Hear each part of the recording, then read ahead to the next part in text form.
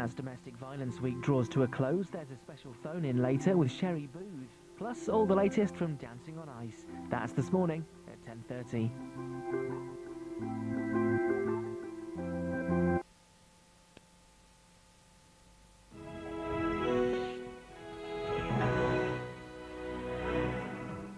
Good morning. Breaking news you're waking up to. 5 men have been charged under the Terrorism Act in Birmingham. They were arrested during the alleged kidnap and execution plot. And bird flu spreads. An investigation is launched into the alleged illegal importation of turkeys into Britain as 3 more buildings in Suffolk test positive for the deadly virus. And dead at 39, we have reaction from Hollywood as model Anna Nicole Smith collapses and dies in a Florida hotel room. That's all to come on Friday, February the 9th, 2007.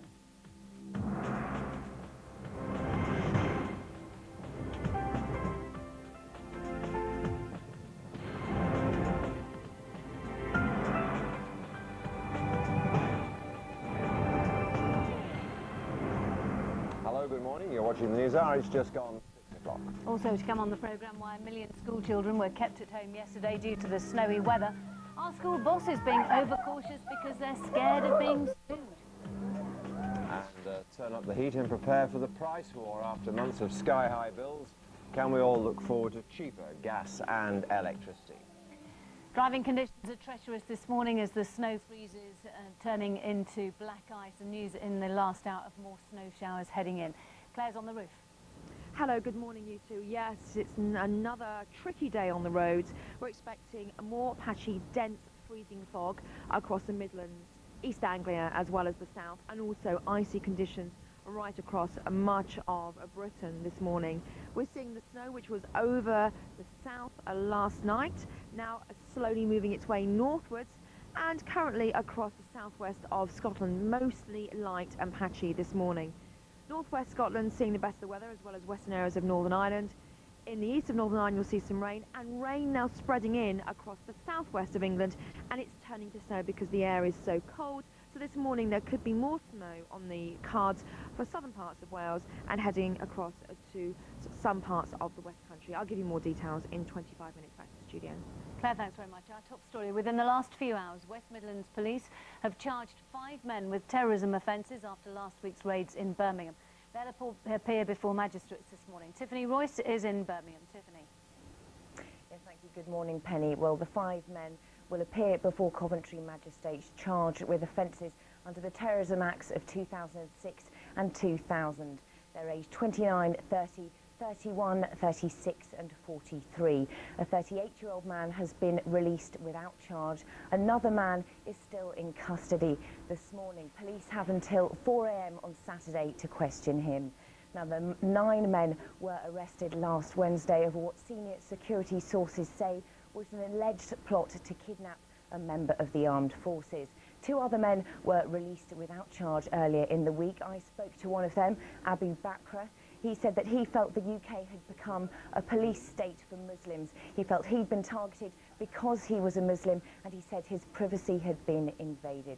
Well, West Midlands Police will hold a press conference later today to reveal more details about these charges. Tiffany, thank you. The other big story this morning is the expected travel disruption over the next few hours with widespread icy patches on untreated roads. This is the latest satellite picture we've got in for you. You can see that snow, I think it's snow anyway, coming in across the UK. There's more snow moving into South Wales and the Midlands. Rachel Harrison has all the information. Yes, good morning, John. Well, the situation here at Charbury says that all the powder snow that fell yesterday has literally overnight turned to ice. It's like walking on a skating rink here this morning, and it's not just the roads, it's the pavements as well, which means, I'm afraid, we've seen temperatures around the country from -4 down to around -2, which means more problems once again for commuters and people trying to get to work and to school. Now, the High Roads Agency had 400 gritters out overnight, but they're still urging people to stay at home if at all possible today. They say they're worried about ice and freezing fog patches, so the less people on the roads means less chance of accidents. And also lots of the minor roads still haven't been treated this morning. Now, we've also heard that school children in Birmingham and in Worcestershire are having a good day today, because once again all the council-run schools have shut due to the cold snap. But it's not good news for British businesses. This cold snap weather has meant that more than £400 million has been lost due to productivity, just because people can't get to work or certainly have been late. There are also problems on the rails today. If you're thinking of travelling, check with your rail operator first. Virgin say there are problems on some of their services, and other rail operators say due to the frozen conditions there could be frozen points, which means cancellations and more delays. And if you want to know when it will end, I'm afraid if you're on Wales, the Midlands or the Peak District, there's more snow forecast for tonight. Rachel, thanks very much indeed. Let's get this morning's other news stories now from Simon. Thanks very much. Good morning. The government says the bird flu outbreak at a Bernard Matthews farm in Suffolk may be linked to imports of turkey meats from Hungary. It also emerged traces of the H5N1 virus were found in 3 other sheds on the Suffolk farm. Well, Sue Jameson is in Suffolk for us this morning. Sue. Yes, good morning. Well, it's thought the outbreak may have been caused by an import of dead turkeys from a Bernard Matthews-owned plant in Hungary. New tests show that the strain found in the birds in Suffolk may be identical to a strain found in Hungary in geese. And geese on an infected farm in southern Hungary were destroyed last month. Now, DEFRA has confirmed that partly processed turkey had been transported by lorry from Hungary to this Suffolk farm each week right up until the time of the outbreak.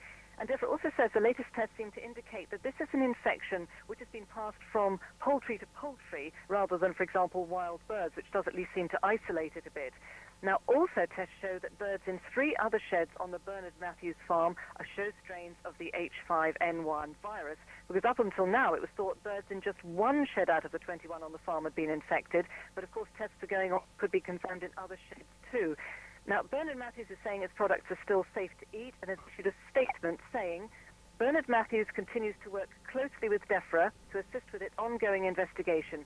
We're cooperating fully, and as a precautionary measure, we have volunteered to cease any movements to and from Hungary. Back to you. Sue, thank you. A Muslim activist who hit the headlines after heckling the Home Secretary will appear in court today charged with a terrorism offence. 31-year-old Abu Izzadeen faces a charge of encouraging an act of terrorism. It's understood to relate to a speech he made in Birmingham last year. A post-mortem examination will be carried out today on the former model Anna Nicole Smith, who was found dead last night at a hotel near Miami at the age of 39. Carla Romano reports. She was the former Playboy centerfold who married an 80-year-old billionaire. Loved by the tabloids, she lived her life in the media spotlight. And now her death has put her back in the headlines. Anna Nicole Smith died today. Now to the shocking and mysterious death of Anna Nicole Smith. Anna Nicole collapsed at the Hard Rock Hotel in Hollywood, Florida.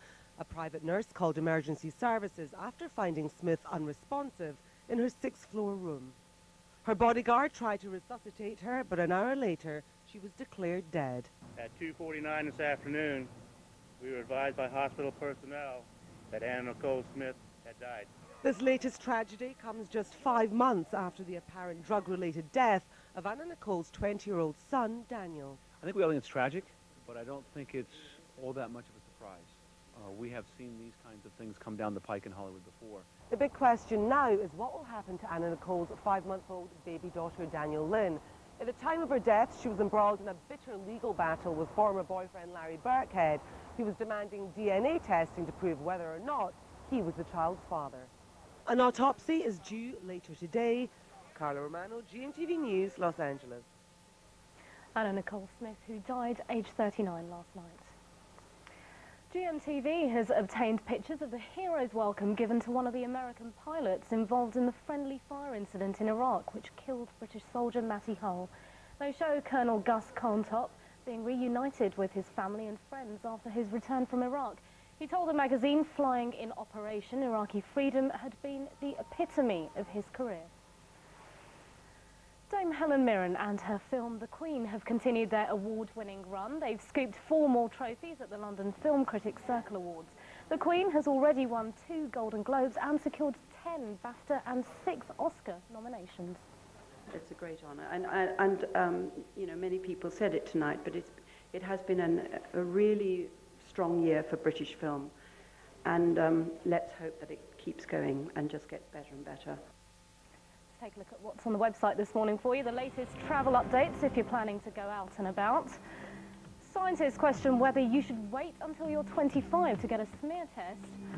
And the facts on diagnosing medical problems online. All this and more on GM.TV and also on your mobile. It's 6 now. It's back to you, John and Penny. Thanks very much. Let's have a quick look at the front pages. And the Times has that. That's at Eton, playing the Eton ball game, snowball game.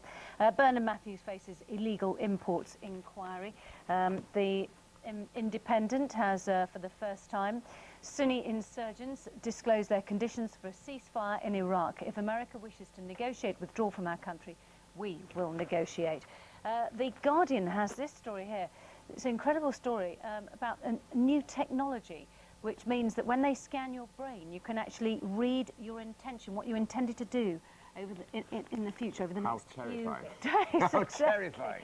Yes, because of course it's coming up to Valentine's Day, John, yes, and I know you've been intending to do it, so Lincoln check. I'll be away. The Daily Telegraph, schools turn 1 million children away, says that, of course, lots of fun for children. In the Pops, the Sun leads on the death of Anna Nicole. That's their front page story there. Bird flu is Bernard Matthews to blame is a headline in the Daily Mail. In the Express, they go with the weather. It's not over yet. Say more snow and ice, but a ray of sunshine for some.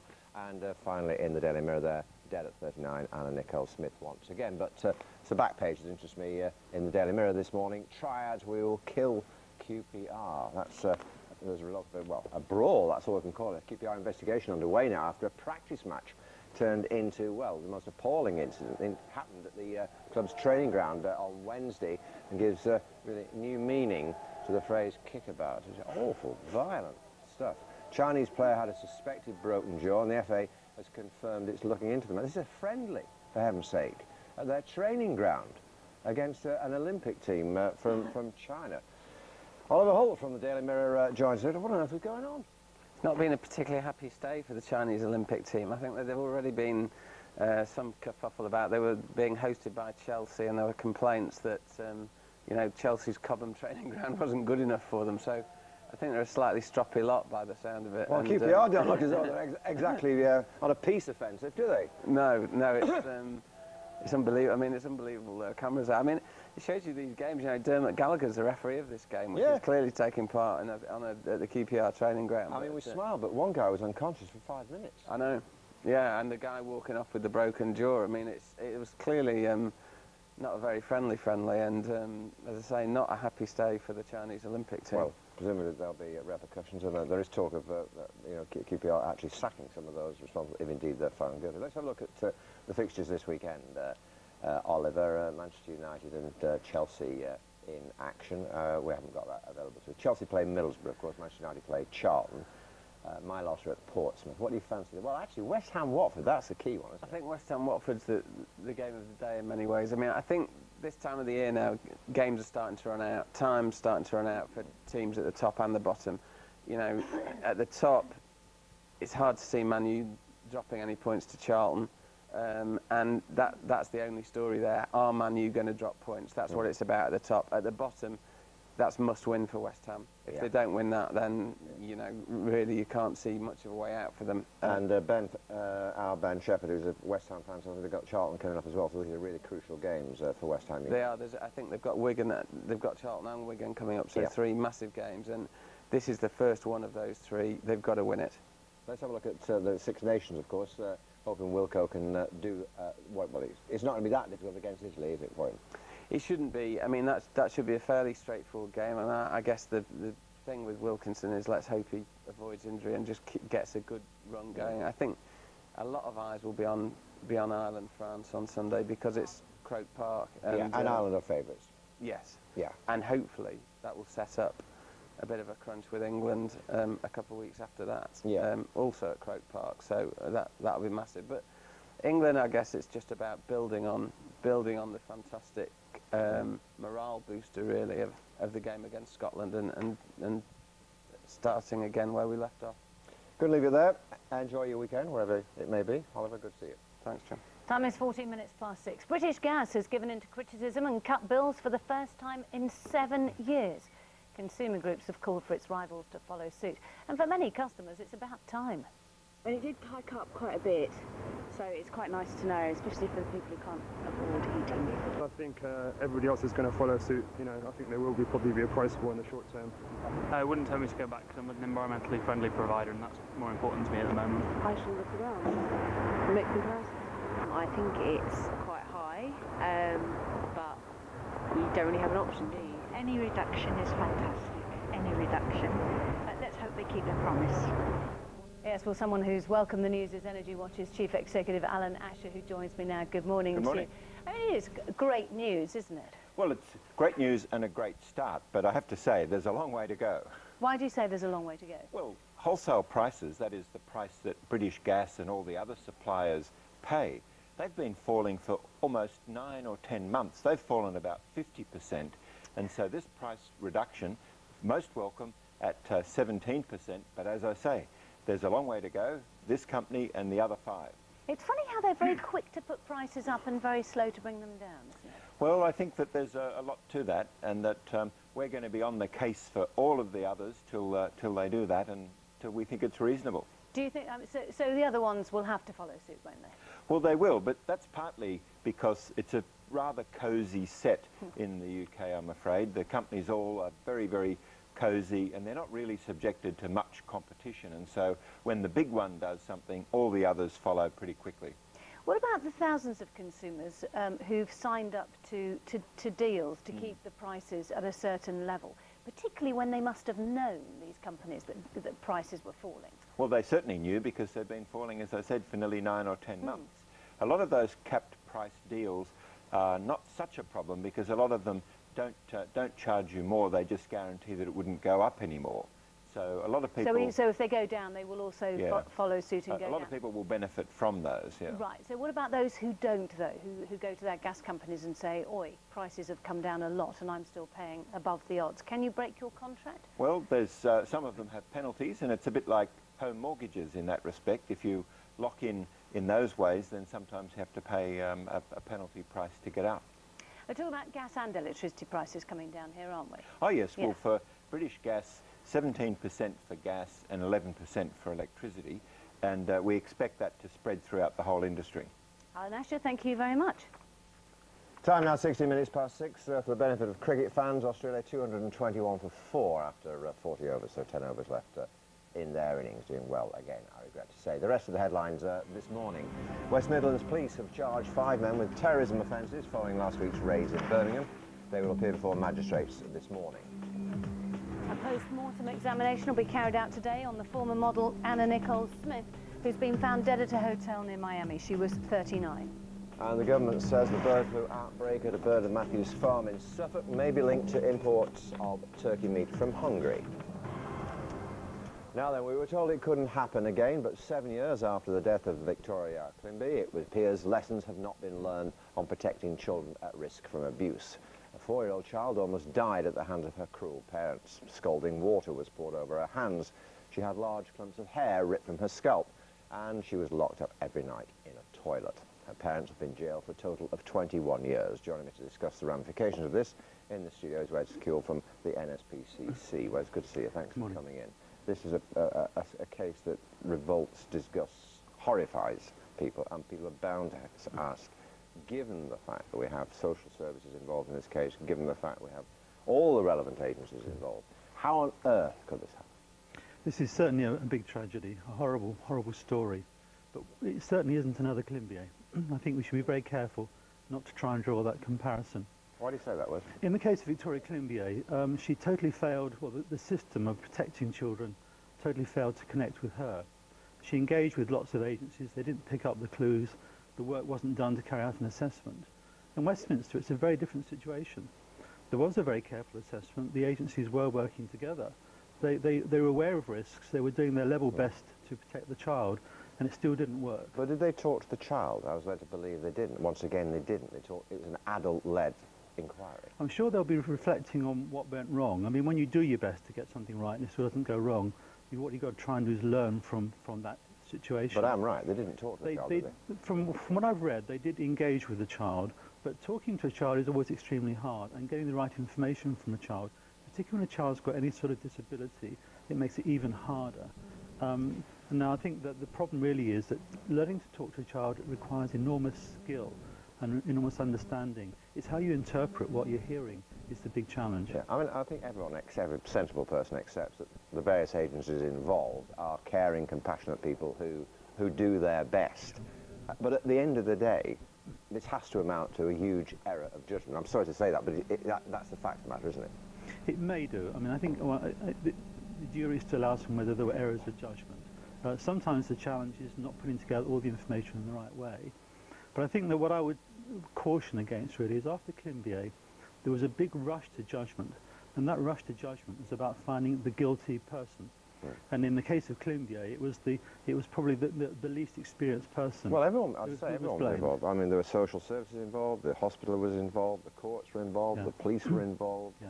You know, I mean, in theory, there couldn't have been more organised support, could there? There was tremendous organised Which actually is probably rather more worrying than if there hadn't been, in a way. I think after Climbié, we realised that we had to improve the systems and procedures for protecting children. And they have improved enormously. Up and down the country, local authorities have worked really hard to improve their procedures. What this shows us is that we can't afford to be complacent.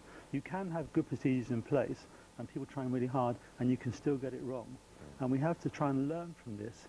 And what I would support from the NSPCC point of view is let's encourage a climate of learning so that people feel free to say how they could have got it better. If we go for a blame culture and say who was the person to blame, and some people have unfortunately gone down that road already, people are going to fall back and say, oh gosh, I'm in trouble, I must protect myself. And if that happens, we won't learn. Okay, going to leave it there, Wes. Thanks so much, Steve, for being with us. Time is 6:21. Still to come more on our top story. The 5 men who've been charged under the Anti-Terrorism Act in Birmingham after that alleged kidnap plot. And reaction from Hollywood to the death of former Playboy model Anna Nicole Smith.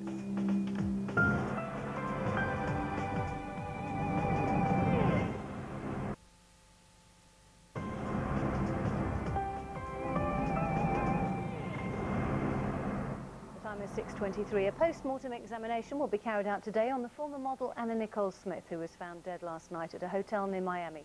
She was 39. Carla Romano reports. She was the former Playboy centerfold who married an 80-year-old billionaire. Loved by the tabloids, she lived her life in the media spotlight. And now her death has put her back in the headlines. Anna Nicole Smith died today. Now to the shocking and mysterious death of Anna Nicole Smith. Anna Nicole collapsed at the Hard Rock Hotel in Hollywood, Florida. A private nurse called emergency services after finding Smith unresponsive in her 6th-floor room. Her bodyguard tried to resuscitate her, but an hour later, she was declared dead. At 2:49 this afternoon, we were advised by hospital personnel that Anna Nicole Smith had died. This latest tragedy comes just 5 months after the apparent drug-related death of Anna Nicole's 20-year-old son, Daniel. I think we all think it's tragic, but I don't think it's all that much of a surprise. We have seen these kinds of things come down the pike in Hollywood before. The big question now is what will happen to Anna Nicole's 5-month-old baby daughter, Daniel Lynn. At the time of her death, she was embroiled in a bitter legal battle with former boyfriend Larry Birkhead, who was demanding DNA testing to prove whether or not he was the child's father. An autopsy is due later today. Carla Romano, GMTV News, Los Angeles. And we can now speak to Carla. So, Carla, a few more hours on. Any more news about what's going to happen to a 5-month-old daughter?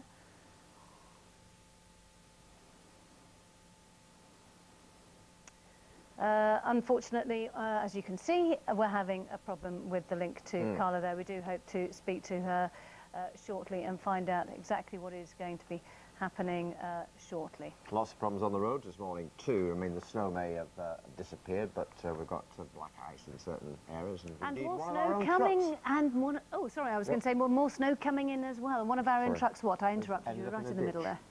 Okay, yeah, right. All are safe and well, I'm glad. Now, but we can go back to Carla. I think we've actually sorted out the link to Carla. So, Carla, if you were just about to... we couldn't hear you, but we were going to bring us up to date about what's happening to Anna Nicole Smith's 5-month-old daughter. Absolutely. You know what, Penny, I was trying to say to you before that, you know, there's so many victims in this whole scenario. You know, Anna Nicole Smith's son, Daniel, died only 5 months ago, just days after this little baby was born. As you said, she's now 5 months old, and now she is left motherless. And who's the father? Well, that's the big question, because Anna Nicole Smith maintains that it was her current boyfriend, Howard K. Stern, who was also her manager, but her former boyfriend, Larry Birkhead, insists that it is his baby, and as you heard in that report, he is also insisting on DNA testing to prove that that child is indeed his. This woman had such a tragic life, Penny, I can't tell you. There's been so much going on with this girl, but you know what? She was never boring. She was always colourful because that's what she wanted to be. She wanted to emulate her big idol, Marilyn Monroe, and I think that she went through life in that vein, and I think because Marilyn had so much tragedy, she kind of almost, in a sense, aligned herself to that. But I think that the sad thing about all of this is, just from speaking to people here today, nobody seems that surprised by it. It's almost as though the writing was on the wall that, you know, she was going to come to some tragic end, although there wasn't really, you know, anything in the pipeline to suggest that that would happen, considering that all she's been through.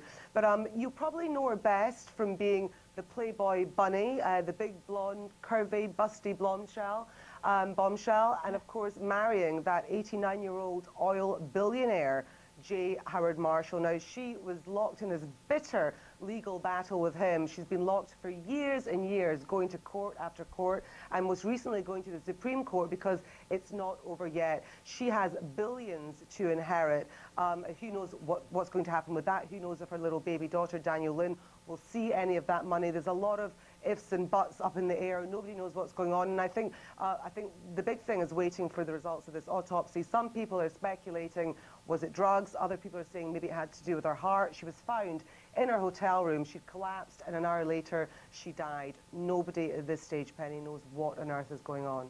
Carla, thanks. OK, let's catch up on that weather now. Here's Claire.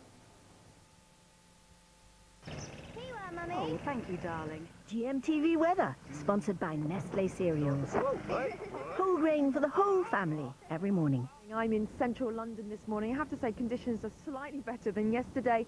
Even so, it's another very chilly morning. We're talking a lot of ice this morning right across the country. And also another band of rain coming into the West Country, which in fact, as it hits the cold air, is now turning to snow. Turning to snow over the moors and now moving across to southern parts of Wales. And we are likely to see snow across much of Wales again today, as well as the West Midlands. So Wales is getting the brunt of the bad weather again. It's not just this area, though, seeing bad weather this morning.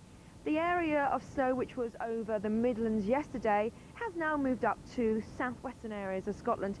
It's a mixture of rain, sleet and snow, obviously snow over the higher ground, so not as potent as it was yesterday. Even so, bringing a wintry mix to this zone here. We're seeing those wintry showers still coming in across eastern areas of Scotland, northeast England, and Northern Ireland seeing a little bit of patchy rain this morning, particularly across the eastern side of the province. Western areas should see a better day today, as well as northwest Scotland. Elsewhere, it really is a case of ice, actually. The ice, obviously, over the snowfields, temperatures dipped below freezing last night. And we're seeing some dense fog patches this morning, particularly across East Anglia, and some stretching across to the Midlands as well as the south. So generally, there's a lot of cloud across northern England, and it is a very chilly start. Through the afternoon, then, this area of rain, sleet and snow continues its passage northwards. It does mean for much of Wales, you could, particularly over the high ground, receive another perhaps 3, 4, perhaps even 5 inches of snow. And of course the West Midlands also seeing the brunt of the bad weather as well. A mix of rain, sleet and snow here. Elsewhere it's the fog slowly clearing, a lot of clouds generally, and those temperatures only slowly rising. Again, I think the best of the weather will be northwest Scotland. Elsewhere it's going to be a cloudy day with a little bit of patchy rain in places. Let's have a look at those temperatures then. Well, it's going to be a cold day wherever you are. Temperatures only slowly rising to 2, 3 or 5 degrees Celsius. And then tonight, well tonight, a little change really as that rain gradually moves northwards. But the all-important weekend, and in fact Scotland's going to get blizzards on Sunday. What happens over the next 36 hours or so? Successive bands of cloud and rain move up from the southwest. That means snow for the Pennines tomorrow and rain elsewhere. It never really reaches Scotland, but then on Sunday another band of rain comes in, and as it hits the cold air, particularly north of the central lowlands, you will see snow and, as I said, blizzard conditions, particularly over the highlands. Elsewhere it's just going to be wet, horrible and windy. Here's your summary. For your local weekend weather, visit our website gm.tv. Oh, that looks nice, doesn't it? Welcome to February. Good morning. It's Friday, February the 9th, and it's 6:30. Yes, you're watching the News Hour here on GMTV. In the next half hour, a major development in the alleged Birmingham kidnap plot, with news overnight that 5 men have been charged under the Terrorism Act. An investigation's launched into the alleged illegal import of poultry into Britain as 3 more of Bernard Matthews' turkey houses in Suffolk test positive for bird flu. Talking to the government's Deputy Chief Vet, Fred Landig, in a few minutes' time. And as we've been hearing from Claire, more snow on the way, but does it justify the thousands of school closures across the country? I'd like to hear your views on that one. But first, our top story this morning. Within the last few hours, West Midlands Police have charged 5 men with terrorism offences following last week's raids in Birmingham. They will appear before magistrates this morning, and Tiffany Royce is in Birmingham for us. What can you tell us, Tiffany? Good morning, John. Yes, well, the 5 men will appear before magistrates in Coventry, charged with offences under the Terrorism Acts of 2006 and 2000. They're aged 29, 30, 31, 36 and 43. A 38-year-old man has been released without charge, and another man is still in custody this morning. Police have until 4 a.m. on Saturday to interview him. Now, it was last Wednesday when these 9 men were arrested over what senior security sources say was an alleged plot to kidnap a member of the armed forces. 2 other men were released earlier in the week. I spoke to one of them, Abu Bakr. Before these charges were made, he told me that he felt that the UK had become a police state for Muslims, and that he felt he was targeted because he was a Muslim, and that his privacy had been invaded. Well, West Midlands Police will reveal more details about these charges later today. Tiffany, thanks very much indeed. Well, the other big story this morning is the expected travel disruption over the next few hours with widespread icy patches on untreated roads. This is the latest satellite picture. There's more snow moving into South Wales and the Midlands. It's that big, thicker cloud coming in at the moment there. And Rachel Harrison has all the latest information. Rachel. Yes, good morning, Penny. Well, the situation here in Charbury, it says that all the powder snow that fell yesterday has literally overnight turned to ice. It's like walking on a skating rink this morning, and that's part of the problem. And certainly the Highways Agency have said that they've had 400 gritters out overnight, but they're still urging people to stay at home today. They're concerned about freezing fog and ice patches, and also we've still got snow falling in some areas. Now, it's not just the major roads as well. Clearly, these are the roads that are untreated, which are causing many problems, particularly in the country. It's also the rail services. Virgin say they're suffering from delays again today. Check with them before you travel. And other rail operators are saying that due to the plummeting temperatures, which went down to around -4 and -2 overnight, that many of the points may have been frozen, which means you have to check before you travel. Now, this whole cold snap's not been good for British business either. The Chamber of Commerce say that they've lost around £400 million so far due to a lack of productivity. They say because people have been simply unable to get to work and have been delayed, so it's not really good for them. The only people that are having a good time today, though, are some children in Birmingham and Worcestershire. The council-run schools are still shut there today. That's due to the fact that it's so cold. And I have to say, it's not good news, because we're expecting more snow tonight in Wales, the Peak District and the Midlands. Rachel, thank you very much. Let's catch up on the rest of the news. Here's Sina. Thanks very much. Good morning. The government says the bird flu outbreak at a Bernard Matthews farm in Suffolk may be linked to imports of turkey meat from Hungary. It's also emerged traces of the H5N1 virus were found in 3 other sheds on the Suffolk farm. Sue Jameson's in Suffolk for us. Sue. Yes, good morning, Simon. It's now thought that the outbreak, as you say, may have been caused by an import of dead turkeys from a Bernard Matthews-owned plant in Hungary. A new test show that the strain found in the birds in Suffolk may be identical to the strain found in Hungary in geese. Now, geese on an infected farm in southern Hungary were destroyed last month, and DEFRA has confirmed that partly processed turkey has been transported by lorry from Hungary to the Suffolk farm each week up until the outbreak. Now, DEFRA also says the latest tests seem to indicate it is an infection that's been passed from poultry to poultry rather than, for example, wild birds, which might isolate it at least. And other tests show that birds in 3 other sheds on the Bernard Matthews farm here show strains of H5N1. Before, it was thought that it was just 1 shed out of the 21, but those tests are still going on, so in fact there could be more to come. Bernard Matthews is still saying its products are safe to eat, and has issued a statement saying Bernard Matthews continues to work closely with DEFRA to assist with its ongoing investigation. We are cooperating fully, and as a precautionary measure, we have volunteered to cease any movements to and from Hungary. So that's what Bernard Matthews is saying. Meanwhile, the investigation's still going on. Back to you. Sue, thanks for that. A post-mortem examination will be carried out today on the former model Anna Nicole Smith, who was found dead last night at a hotel near Miami at the age of 39. The cause of her death hasn't been announced, but some reports suggest drugs may have been involved. She was famous for marrying an 89-year-old Texas oil billionaire when she was 26. She spent years fighting for a share of his estate after he died. A Muslim activist who hit the headlines after heckling the Home Secretary will appear in court today, charged with a terrorism offence. 31-year-old Abu Izzadeen faces a charge of encouraging an act of terrorism. It's understood to relate to a speech he made in Birmingham last year. GMTV has obtained pictures of the hero's welcome given to one of the American pilots involved in the friendly fire incident in Iraq which killed British soldier Matty Hull. They show Colonel Gus Contop being reunited with his family and friends after his return from Iraq. He told a magazine flying in Operation Iraqi Freedom had been the epitome of his career. Now Dame Helen Mirren and her film The Queen have continued their award-winning run. They've scooped 4 more trophies at the London Film Critics Circle Awards. The Queen has already won 2 Golden Globes and secured 10 BAFTA and 6 Oscar nominations. It's a great honour, and you know, many people said it tonight, but it has been a really strong year for British film, and let's hope that it keeps going and just gets better and better.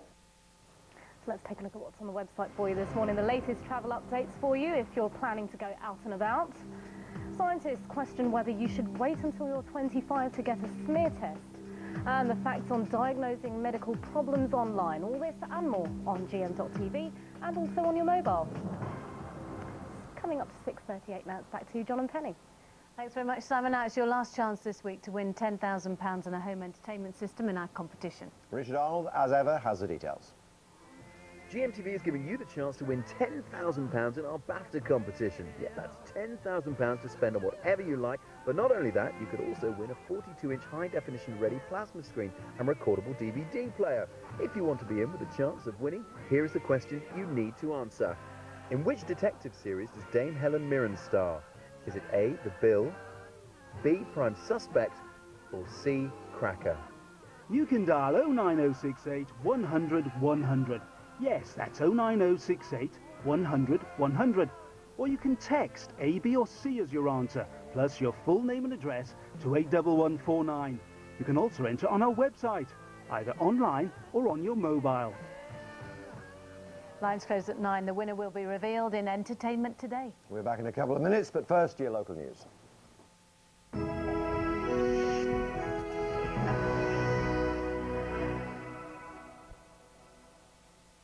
And welcome to the breakfast news from ITV Granada. First, police in Manchester investigating a bank robbery near Bolton say they're following a number of new leads following a televised appeal for information. The raid took place at Barclays Bank in Horwich last November. 2 men threatened staff with a shotgun and a machete before escaping with £200,000.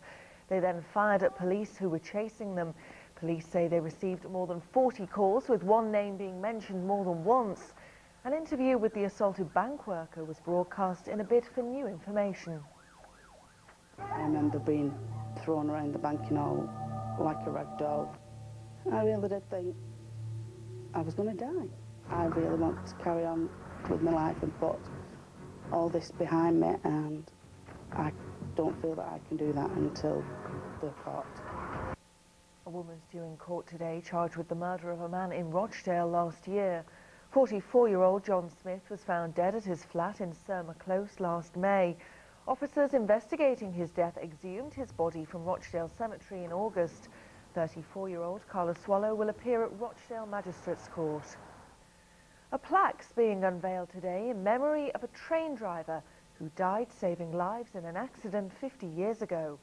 John Axon's locomotive was en route to Warrington from Buxton in 1957 when its brakes failed. His quick thinking saved the life of his fireman and saw another train move to safety. But he died when his train collided with the platform at Chapel on the Frith, where the plaque will be situated. I just think it's so special that his name is going to live on. It's 50 years and the amount of people that have been interested, it's just amazing. Myself and my brother Andrew, we're just so surprised at the interest in it all. So to actually have a plaque there as well that people can say, it's just fantastic. Finally, just a reminder that on Granada Reports this evening, Paul Crone will be bringing you the latest in his series Cronies Champions. We've been asking you to nominate someone special in your community that we can surprise with the award. So tune in tonight to find out who his latest champion is. And that's it for now. I'm back at 7:05. Time now for a look at the region's weather.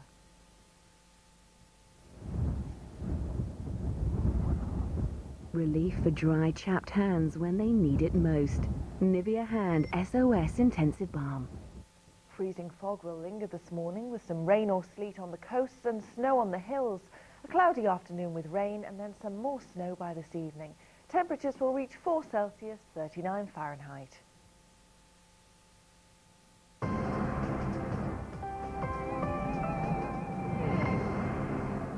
Welcome back. 19 minutes to 7 is the time. Quick shift at the morning papers. Two of them lead on the death of Anna Nicole Smith. That's the Sun's front page.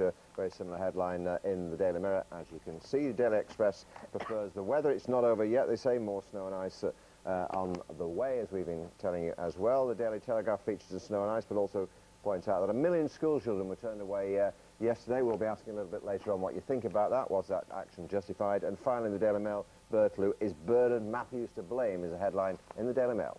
Yes, and we talk about that now because test results have confirmed bird flu in 3 more sheds on the Bernard Matthews farm in Suffolk. It's also believed that DNA of the virus exactly matches that of a strain found in Hungary. In a moment, we'll be talking to bird flu expert John Macaulay, but first to Westminster.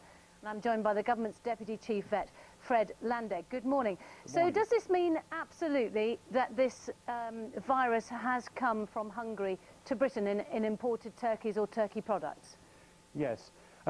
What we're dealing with is a complex investigation. It's rather like a jigsaw puzzle, and we're putting together the pieces.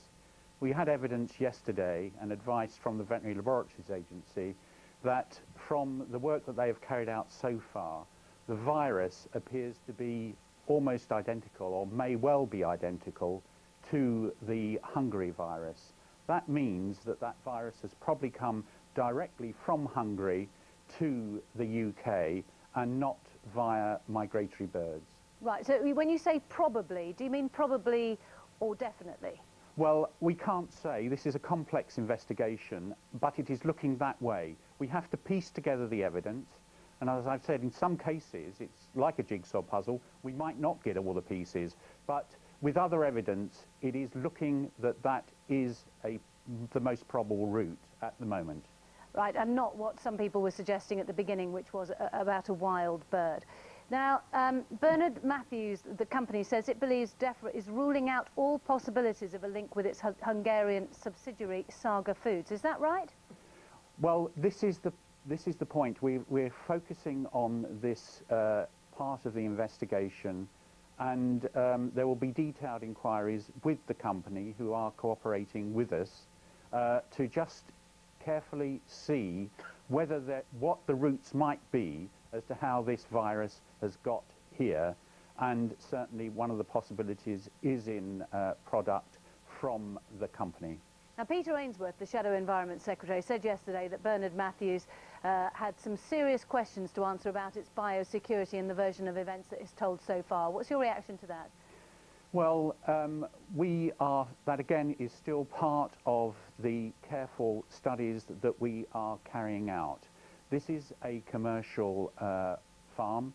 We understand that the biosecurity is reasonable for a commercial farm, but there will always be chinks in biosecurity, and that is why we ask all poultry owners to be particularly careful about biosecurity or basic good hygiene. Well, thank you very much, Fred Landegg. And joining me in the studio, as I said, Dr. John Macaulay, an expert in bird flu. Good morning to you. If it did come from turkey product or poultry, is that better news for poultry farmers here or worse news? Well, I think that's better news because it is identifying how the virus got into the turkey sheds, and so that if you take more care, as Fred Landegg just said, then if you take more care, you ought to be able to have increased disease security. So in other words, it could just stay in this one particular area and not spread out? Indeed, but one would have to also increase surveillance in that area, just in case wild birds in the area caught it from the infected turkeys. So how worried should farmers in that particular area be? And when I say that particular area, how big an area are we talking about? The first area, I think, is about 3 kilometres radius from the central, the central focus of infection. And there's intense surveillance going on in all poultry flocks, and they'll be tested as well. Outside of that area, there's no movement of any birds within that area. Outside of that area, and I think that's 10 or 15 kilometres, then there's much more attention paid, but they don't have exactly the same restrictions. And then beyond that area, for about another 20 miles, I think, then all poultry movement has to be licensed. Right, and what about people who are worried about getting bird flu? Well, the risks, I think, are really quite minimal for people catching bird flu in these circumstances. As far as we know, all the birds on that particular farm near Halesworth have been killed now. So long as it hasn't gone anywhere else, and it would seem unlikely to have gone anywhere else if you're saying it's just come in as contaminated products, it's unlikely to have got to adjacent farms unless there's some other breakdown in disease security in farms nearby.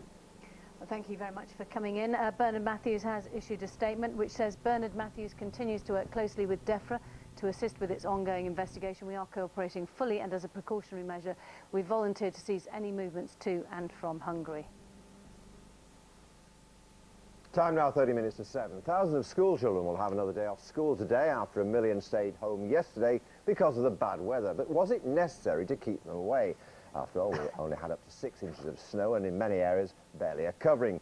Yet the snow forced 400 to close in Essex, and they're likely to stay shut today. And around 300 were closed in Herefordshire and Worcestershire. About 200 in both Oxfordshire and Buckinghamshire, and other counties with at least 100 closures included Kent, Berkshire, Bedfordshire, Hertfordshire and Northamptonshire. And all of the 805 council-run schools in Birmingham and the Black Country are closed again today.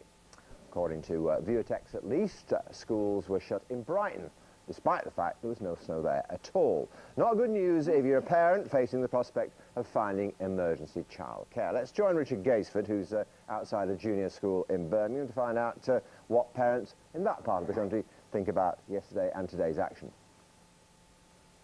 Yes, good morning to you, John. Well, it's going to be not just a long weekend for children at schools here in Birmingham, it's going to be an extended holiday. They're supposed to be on half-term holiday next week. Of course, that's been in the diary for years.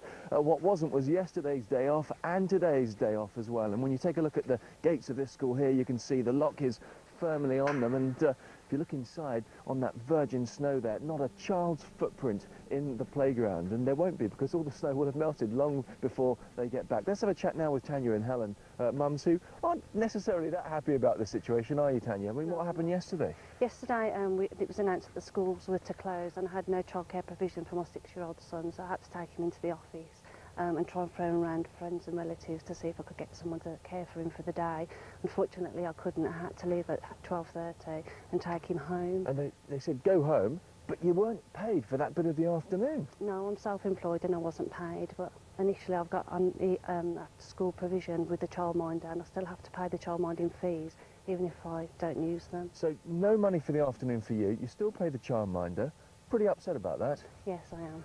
And I mean, from your point of view, you must think that I can walk to the school pretty easily. I can get my kids there, but why can't they open? Oh, very much so.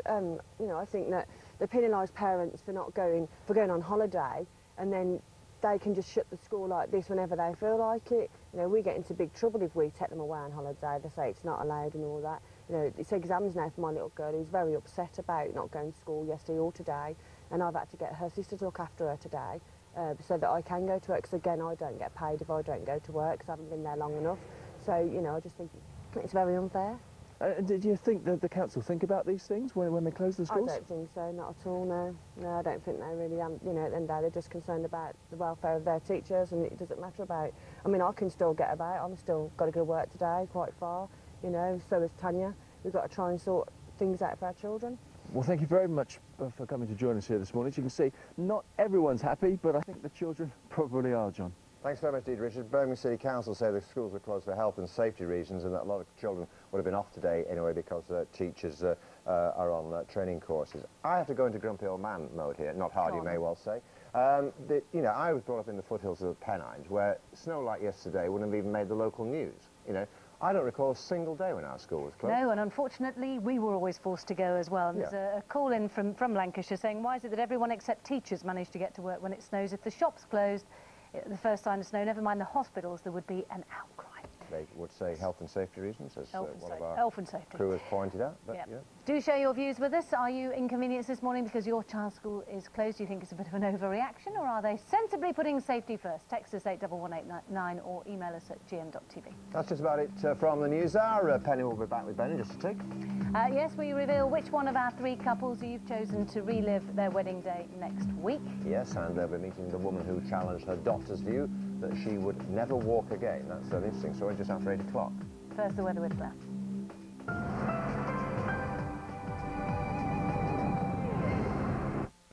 Grab that remote and make a choice, entertainment or nonsense. Choose entertainment, then we offer celebs galore. Jimmy Mystery on the sofa and Simon Webb performing. A Life on Mars set visit, and we're bringing sexy back. We interviewed Justin Timberlake. It's your choice. Make the right one. Entertainment today, later. Here you are, Mummy. Oh, thank you, darling. GMTV weather, sponsored by Nestle Cereals. Whole grain for the whole family, every morning. Good morning. Welcome to the top of TV Centre. I have to say conditions are much better than they were yesterday, but it can't be said for some other parts of the country this morning. If you look at the radar, you can see where the worst the weather is. We've got another band of rain coming in from the soggy southwest, even though temperatures here are relatively mild.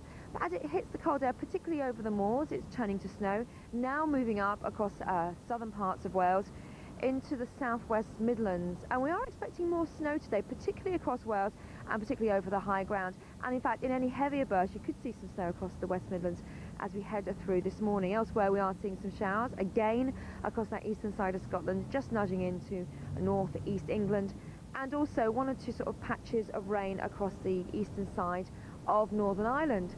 Elsewhere this morning, the problem is ice. Temperatures overnight dipped below freezing, 1 or 2 degrees below, but even so enough for ice to form. And also we do have dense, patchy, freezing fog as well across East Anglia, as well as the Midlands down towards the south. So a lot of problems on the roads this morning. Currently across southwest Scotland, you're seeing a mixture of rain, sleet and snow. The snow which was over the Midlands and Wales yesterday, and gradually that will die out. The best of the weather this morning will be northwest Scotland again, as well as the western side of Northern Ireland. Through the afternoon, well, little change across Scotland and Northern Ireland. You can see there, more cloud always across northern counties of England. And that area of rain, sleet, so continues its passage northwards across to much of the Midlands, just clipping the southeast as well as East Anglia, as well as northern counties of England, that's Yorkshire and Lancashire.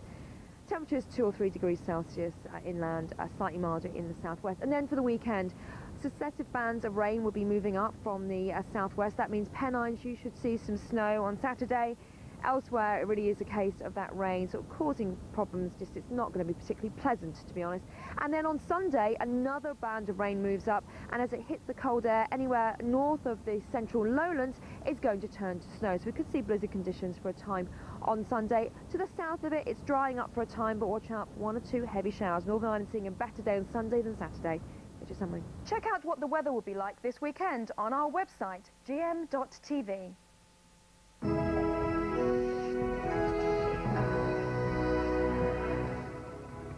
Good morning. Terrorism charges in the last few hours. 5 men have been charged after the alleged Iraqi-style kidnap and execution plot in Birmingham. More details in a few minutes. Muddled death. Troubled former Playboy model Anna Nicole Smith collapses and dies in her hotel room. We've got the latest from America. Infected imports and investigations launched after suggestions that the outbreak of bird flu may be linked to the import of turkey meat from Hungary. That's all to come on Friday the 9th of February 2007.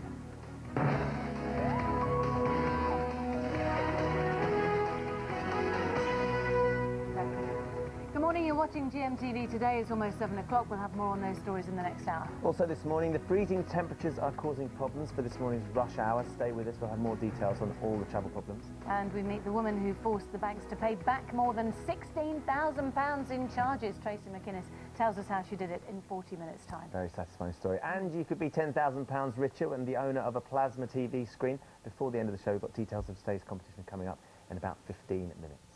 But first, West Midlands Police have charged 5 men with terrorism offences after last week's raid in Birmingham.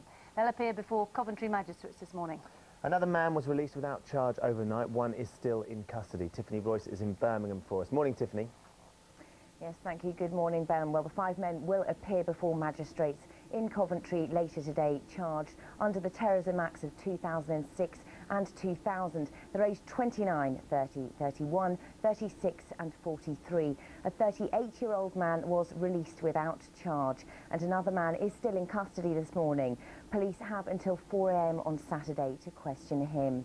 Now, the 9 men were arrested last Wednesday over what senior security sources say was an alleged plot to kidnap a member of the armed forces. 2 other men were released earlier in the week. I spoke to one of them, Abu Bakr, before these charges were made. He said he felt the UK had become a police state for Muslims. He felt he was targeted because he was a Muslim and his privacy had been invaded. Well, West Midlands Police will reveal more details about these charges later today. Tiffany, thanks very much. A post-mortem examination will be carried out today on the former model Anna Nicole Smith, who was found dead last night at her hotel near Miami. She was 39. The cause of her death hasn't been announced, but some reports suggest drugs may have been involved. Carla Romano reports. She was the former Playboy centerfold who married an 80-year-old billionaire. Loved by the tabloids, she lived her life in the media spotlight. And now her death has put her back in the headlines. Anna Nicole Smith died today. Now to the shocking and mysterious death of Anna Nicole Smith. Anna Nicole collapsed at the Hard Rock Hotel in Hollywood, Florida. A private nurse called emergency services after finding Smith unresponsive in her 6th-floor room. Her bodyguard tried to resuscitate her, but an hour later, she was declared dead. At 2:49 this afternoon, we were advised by hospital personnel that Anna Nicole Smith had died. This latest tragedy comes just 5 months after the apparent drug-related death of Anna Nicole's 20-year-old son, Daniel. I think we all think it's tragic, but I don't think it's all that much of a surprise. We have seen these kinds of things come down the pike in Hollywood before. The big question now is what will happen to Anna Nicole's 5-month-old baby daughter, Daniel Lynn. At the time of her death, she was embroiled in a bitter legal battle with former boyfriend Larry Birkhead, who was demanding DNA testing to prove whether or not he was the child's father. An autopsy is due later today. Carla Romano, GMTV News, Los Angeles. Thanks very much, Carla. We're going to get the rest of the day's news now. Here's Simon. Thank you. Good morning. The government says the bird flu outbreak at a Bernard Matthews farm in Suffolk may be linked to imports of turkey meat from Hungary. It's also emerged traces of the H5N1 virus were found in 3 other sheds on the Suffolk farm. Well, Sue Jameson is in Suffolk for us this morning. Sue. Hello, Simon. Yes, it's now thought that the outbreak may have been caused by an import of dead turkeys from a Bernard Matthews-owned plant in Hungary. And new tests seem to show that the strain found in the birds in Suffolk may be identical to the strain found in Hungary in geese. And we do know that geese on an infected farm in southern Hungary were destroyed last month. Now, DEFRA has confirmed that partly processed turkey has been transported by truck from Hungary to the Suffolk farm each week up until the time of the outbreak, and also says the latest tests indicate that this is an infection passed from poultry to poultry rather than, for example, with wild birds. Other tests show that birds in 3 sheds on the Bernard Matthews farm are showing strains of H5N1. That's in addition to the first one we know about. Until now, it was thought there was just 1 shed out of the 21. And also, those tests are still continuing, which could mean we have further results. Now, Bernard Matthews is saying its products are safe to eat and has issued a statement that says Bernard Matthews continues to work closely with DEFRA to assist with its ongoing investigation. We are cooperating fully, and as a precautionary measure, we have volunteered to cease any movements to and from Hungary. In the meantime, of course, the investigation here in Suffolk is ongoing. Back to you. Sue, thank you. There's more travel disruption this morning, I'm afraid. Plummeting temperatures have led to widespread icy patches on untreated roads in many parts of England and Wales. And there's more snow in South Wales and the Midlands. Rachel Harrison has all the latest information. She's in Oxfordshire for us this morning.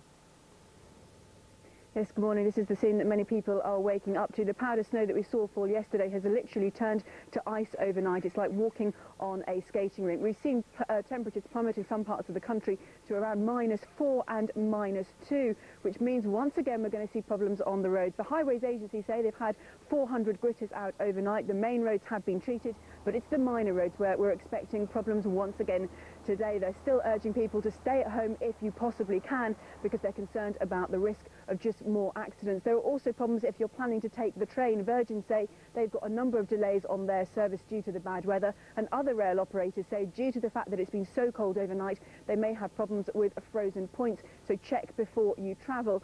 And this cold snap has actually had a really bad effect on British business. The Chamber of Commerce say they think that the economy has lost around £400 million due to a loss of productivity. They say that that's simply because people have been unable to get to work or have been late in turning up for work. But there's still some good news for some children in Birmingham and Worcestershire this morning. The council-run schools there are still closed due to the cold snap, and unfortunately I'm afraid that there's more bad weather on the way if you're living in Wales, the Peak District, or the Midlands. Expect some more snow tonight. Rachel, thank you.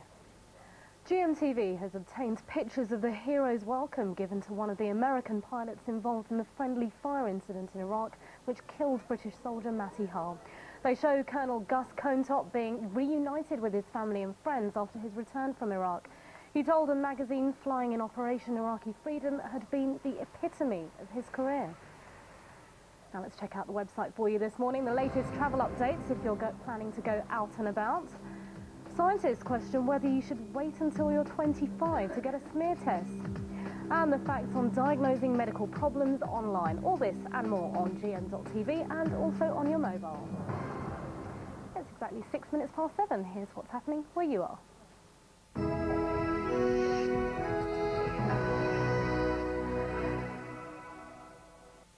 Good morning and welcome to the Breakfast News from ITV Granada.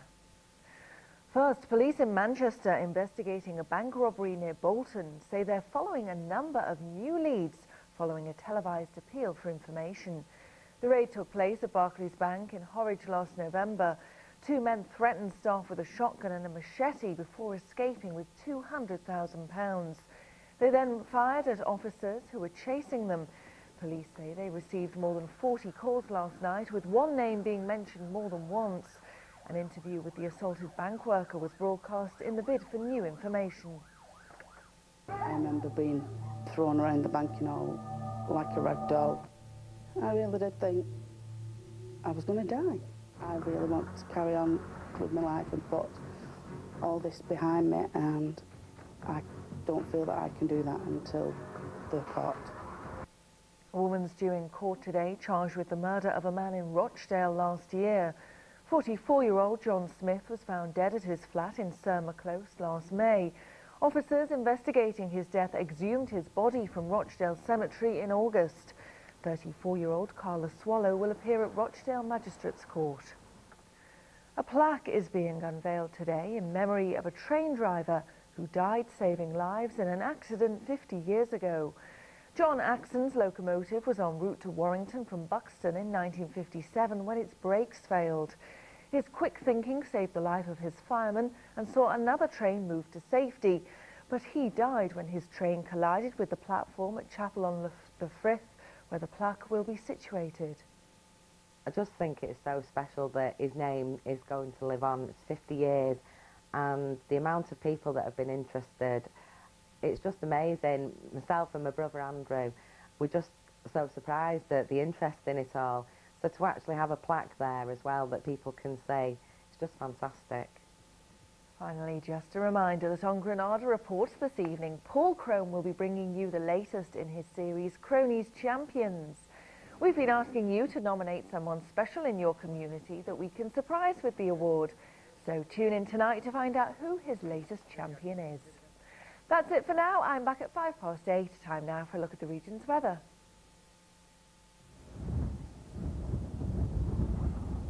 Relief for dry, chapped hands when they need it most. Nivea Hand SOS Intensive Balm. Freezing fog will linger this morning with some rain or sleet on the coasts and snow on the hills. A cloudy afternoon with rain and then some more snow by this evening.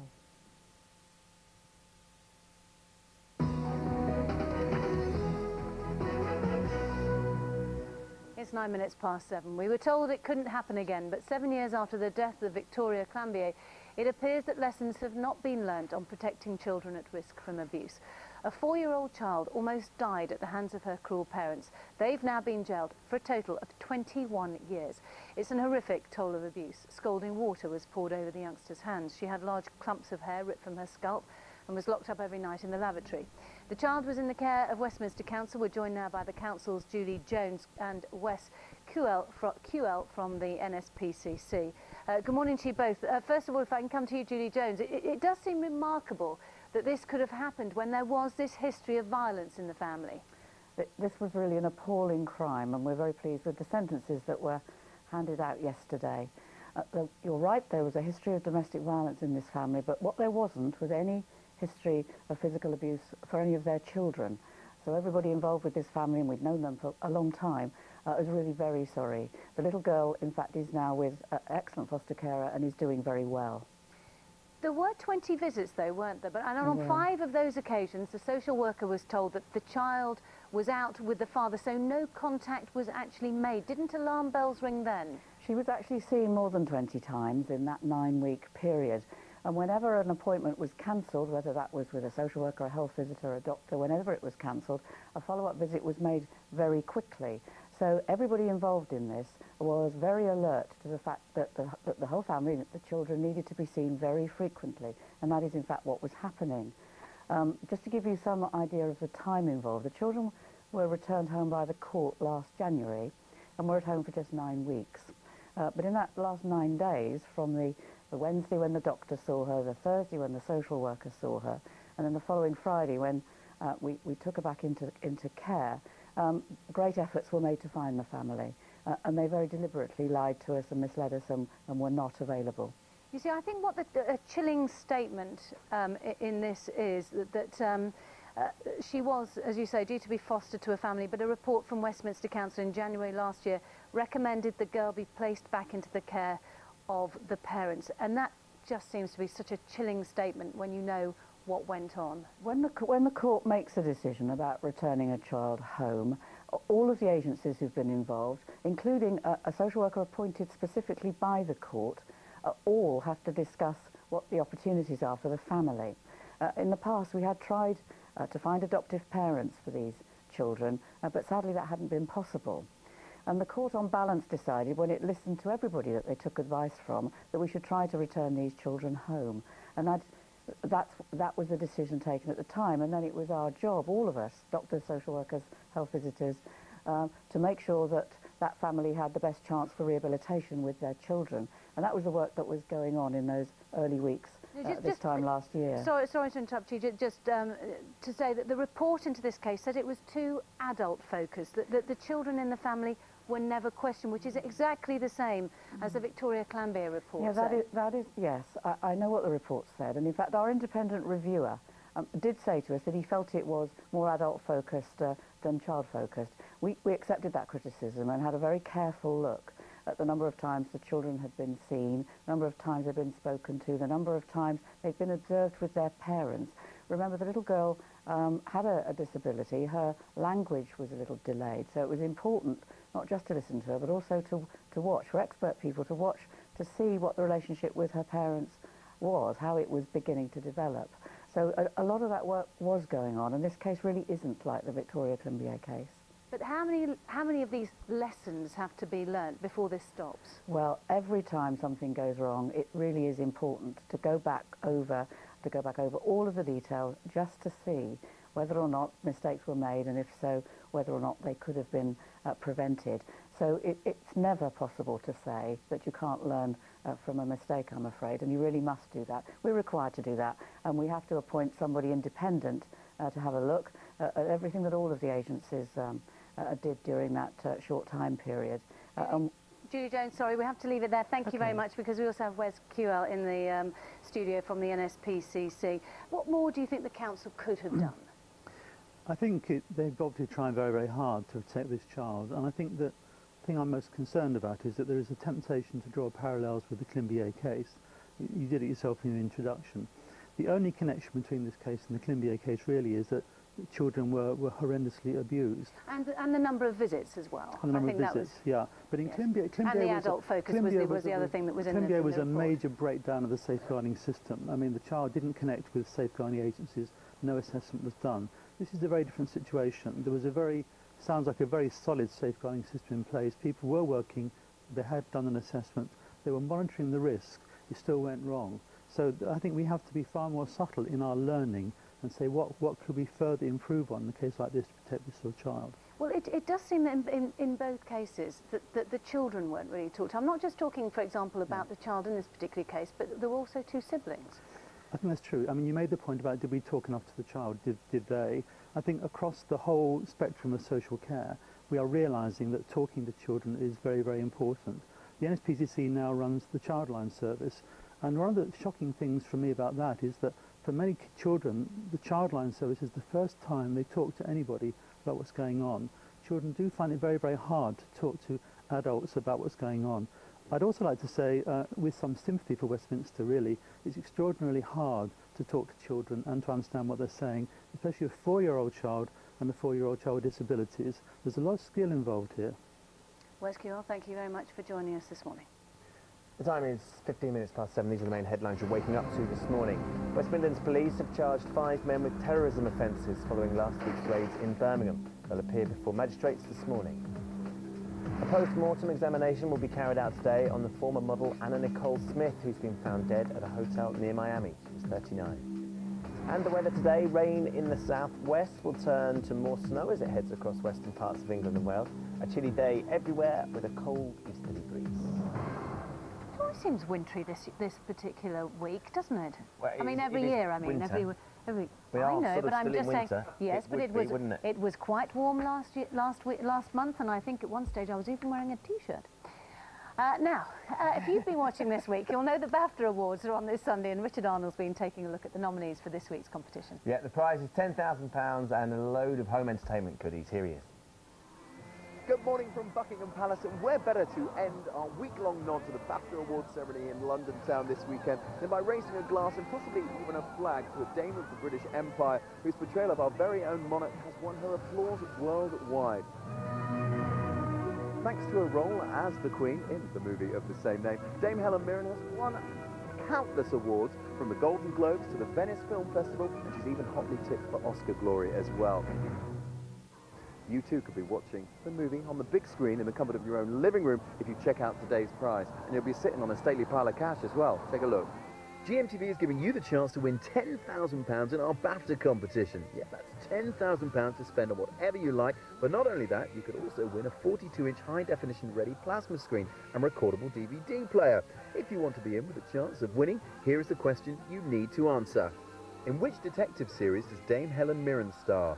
Is it A, The Bill, B, Prime Suspect, or C, Cracker?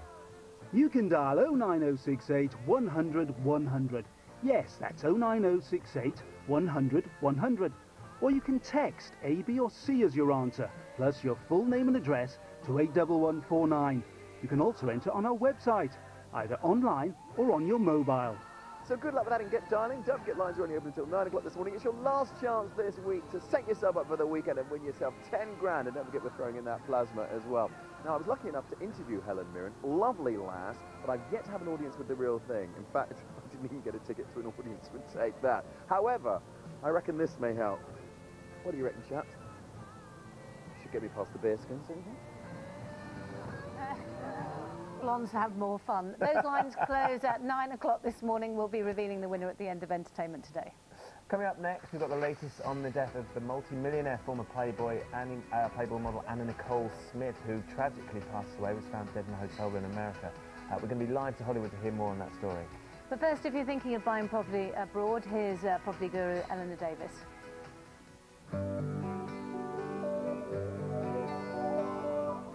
When when purchasing a property overseas, it's especially crucial to budget for around 10% of your property prices to allow for extras.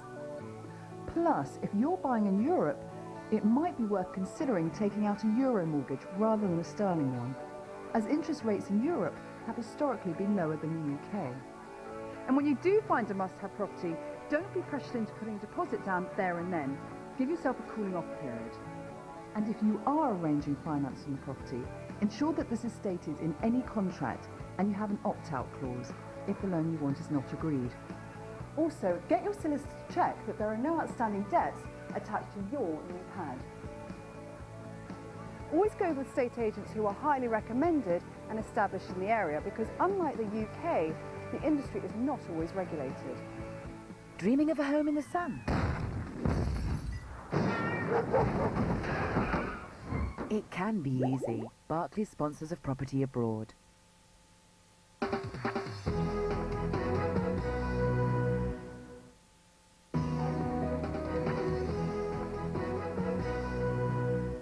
.23, the flamboyant former model Anna Nicole Smith has died near Miami, Florida at the age of 39. Smith, the former Playboy bunny, was rarely out of the news after marrying a Texas oil billionaire in 1994 when she was 26 and he was 89. This is how America reacted to her death. Anna Nicole Smith died today. She collapsed at a Florida hotel. She was 39 years old. She was known for making quite an appearance, whether it was on the red carpet or at the Supreme Court. All the major cable news networks switched over to non-stop live coverage this afternoon when word arrived that Anna Nicole Smith had died. Carla Romano is in Los Angeles for us this morning. Carla, a tragic end to what has been truly a turbulent life.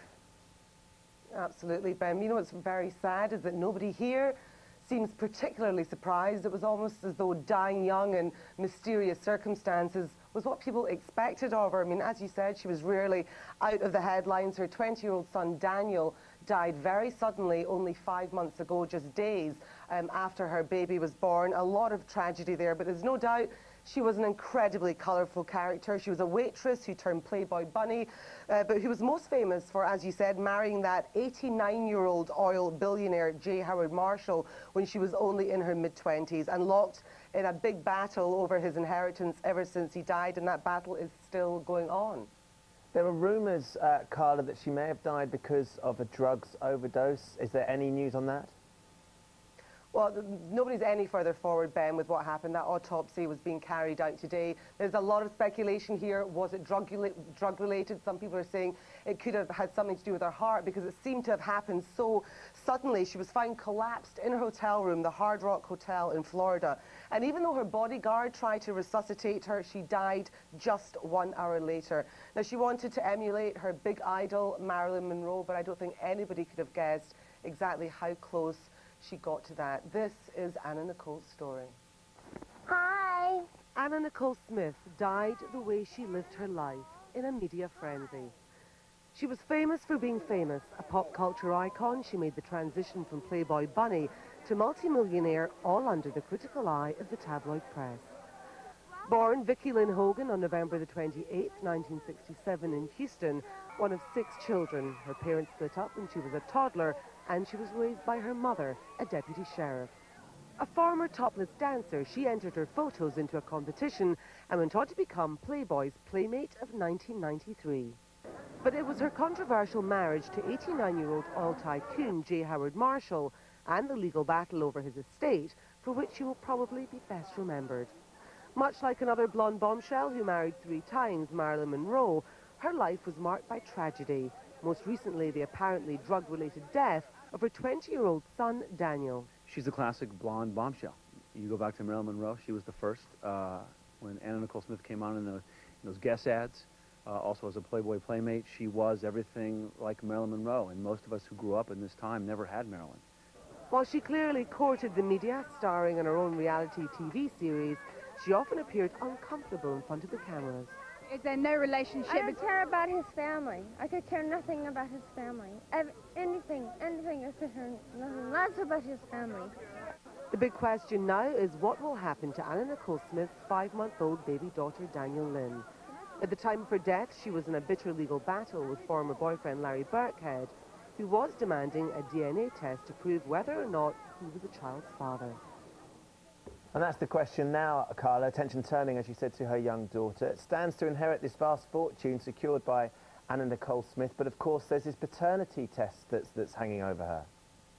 Well, number one, nothing is locked down in terms of the inheritance, Ben. They were still fighting in court, the Supreme Court, as to whether or not Anna Nicole would inherit those billions. This little girl is just the latest victim in this family that's just full of tragedy. No mother, no brother, and now nobody knows who her father is. Her current husband, who she married just days after her son died, Howard K. Stern, claims that he's the father of Danny Lynn. And her former boyfriend, Larry Birkhead, as I said in that report, also claims to be the father, and he wants DNA tests to prove it. Now, I'm imagining at this stage Anna Nicole's mother, who they weren't on the best of terms, I am sure she will get a few words in there. I think she might want custody of this little girl. There's lots of ifs and buts floating around, Ben. I don't think anybody knows at this stage what's going to happen to her or whether she'll see any of that money that Anna Nicole was fighting so fiercely for all these years. Carla, thank you very much. Thank you all for all your texts and emails, by the way, about the snow closing schools. Maureen from Colchester. When I was at school in 1963, we had the worst winter I can remember. We didn't see the pavement for 3 months. We went to school every day in a foot of snow, and no one had any accidents. For heaven's sake, it wasn't like it was then, eh? No. We don't know we're born. No. We're going to see what's happening today. 3 months worth of snow. Who knows? Claire's on the roof. Here you are, Mummy. Oh, thank you, darling. GMTV weather, sponsored by Nestle Cereals. Whole grain for the whole family every morning. Hello, good morning. Well, it certainly is a battle between the mild air to the southwest and the colder air elsewhere, and in fact eventually the mild air will win, but it will be a slow process. We've still got bad weather though, particularly down in the southwest this morning. You see on the radar where the rain is currently, and it's moving its way northwards. As it hits the cold air, it is turning to snow across much of Wales through this morning into this afternoon, as well as the West Midlands. It's quite a potent mix, and this is where the worst of the weather is likely to be right the way through the day. But we have other problems this morning as well. We're seeing some dense, patchy, freezing fog. Not great if you're driving this morning across East Anglia, as well as the Midlands and also central southern England, and also icy stretches on untreated roads, or where the roads haven't been treated, the minor roads from that snow yesterday. Now, the snow which was across northern counties of England as well as the Midlands and Wales yesterday has moved its way northwards. It's currently across the southwest of Scotland, and it's a mix of rain, sleet and snow obviously over the higher ground, and it will tend to sort of peter out from now on. Elsewhere, it's a cloudy start to the day. We're seeing wintry showers across eastern Scotland, northeast England again, and also some patchy rain this morning across that eastern side of Northern Ireland. To the west of Northern Ireland, it's mostly dry, and mostly dry across northwestern areas of Scotland. Well, it will remain dry right the way through the day. Through the afternoon then, well, we continue to see the passage of that rain, sleet, snow gradually moving its way northwards across the West Midlands, northern parts of Wales to northern counties of England, and those showers continuing in the east of Scotland. Temperatures then, well, it's a chilly day again today, particularly where that fog lingers, 2 to 5 degrees Celsius. And then for the all-important weekend, another band of rain moves in on Saturday, gradually moves northwards. So I think for the Pennine districts, you should see there's some snow and rain across Northern Ireland as well as Wales. The next one, we're expecting rain on Sunday, and in fact when it hits the cold air across the Highlands, we could see some snow here. So showers to follow. It looks like an unsettled weekend, as you summary. Get the weekend outlook for your postcode on our website, gm.tv. It's 7:31. Here's Simon at the news desk. Thanks very much. Good morning. West Midlands Police have charged 5 men with terrorism offences following last week's raids in Birmingham. They'll appear before Coventry magistrates this morning. The men aged 29, 30, 31, 36 and 43 face charges under the Terrorism Acts of 2000 and 2006. Another man was released without charge overnight. One remains in custody. The bird flu outbreak at a Bernard Matthews farm in Suffolk may be linked to imports of turkey meat from Hungary. The H5N1 strain of the virus was found on a Hungarian farm last month. The government says Hungarian turkey was transported by lorry to Suffolk up until the time of the outbreak. We had evidence yesterday and advice from the Veterinary Laboratories Agency that from the work that they have carried out so far, the virus appears to be almost identical, or may well be identical, to the Hungary virus. A post-mortem examination will be carried out today on the former model Anna Nicole Smith, who was found dead last night at a hotel near Miami at the age of 39. The cause of her death hasn't been announced, but some reports suggest drugs may have been involved. She was famous for marrying an old 89-year-old Texas oil billionaire when she was 26. She spent years fighting for a share of his estate after he died. GMTV has obtained pictures of the hero's welcome given to one of the American pilots involved in a friendly fire incident in Iraq, which killed British soldier Matty Hull. Cordelia Kretschmar reports from Idaho. Flags waved for the Idaho heroes, but the crowds welcoming Lieutenant Colonel Corntop back from Iraq had no idea what had happened just before his triumphant return. The Sun newspaper says Corntop was one of the pilots who killed Lance Corporal Matty Hull. Just weeks later, he was calling Operation Iraqi Freedom the best flying experience of his life. It was really sent it home when we saw the Iraqi people really welcoming the troops as they came into the towns, and it really made our purpose there much more meaningful. It emerged today a senior American general originally wanted the A-10 pilots court-martialed, but the Pentagon overruled him, and Corntop was promoted to the rank of colonel. This week, as the family of Lance Corporal Matty Hull pleaded with the pilots responsible to come forward and explain their actions, Colonel Corntop wouldn't surface. So the homecoming hero's gone to ground. If he doesn't want to leave Idaho to give evidence at the inquest in Britain, no one can force him to. No one, that is, except his bosses at the American military. Cordelia Kretschmar, GMTV News in Idaho. It's 7:34. I'm back at 8. Now it's back to Ben and Penny. Thanks very much, Simon. So the romantics among you won't need me to tell you it's Valentine's Day next Wednesday. You prepared? Oh yes, so prepared. Going out. Little romantic weekend. But not with him. So, which GMTV couple have you chosen to renew their wedding vows live on our programme next week? Could it be Brian and Carol Ann Wakefield, who on their original wedding day, the groom was taken ill and rushed to hospital? Carol is here. Hello, Carol. Brian can't be with us. He's stranded in Prague because of the snow. Oh, no. Shame. All on your lonesome. He will be here next week, let's hope. Maybe you voted for Lisa and Jeff Martin, who are desperate to renew their vows, as both of them only have, unfortunately, a very few years to live. Both are here, waiting for your verdict. In you come, guys. Morning. Morning. Got here despite the bit of snow. Yeah, and got through the gazebo. Or could it be Alf and Eileen Whiteman, who was 3 months pregnant when she married, with no dress, no cake, none of the trimmings at all?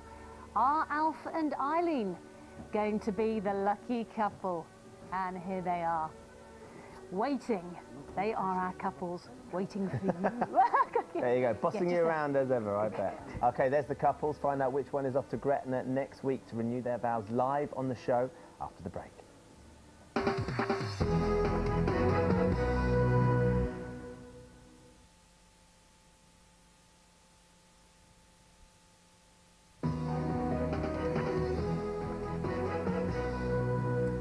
OK, so this is it. The moment has arrived when one of our three couples here is going to find out which one of them is going to relive their wedding next week on Valentine's Day. The winning couple will get to renew their vows at the spectacular setting of Gretna in Scotland. GMTV has arranged travel and accommodation for up to 10 guests, along with a special Valentine's Day wedding breakfast.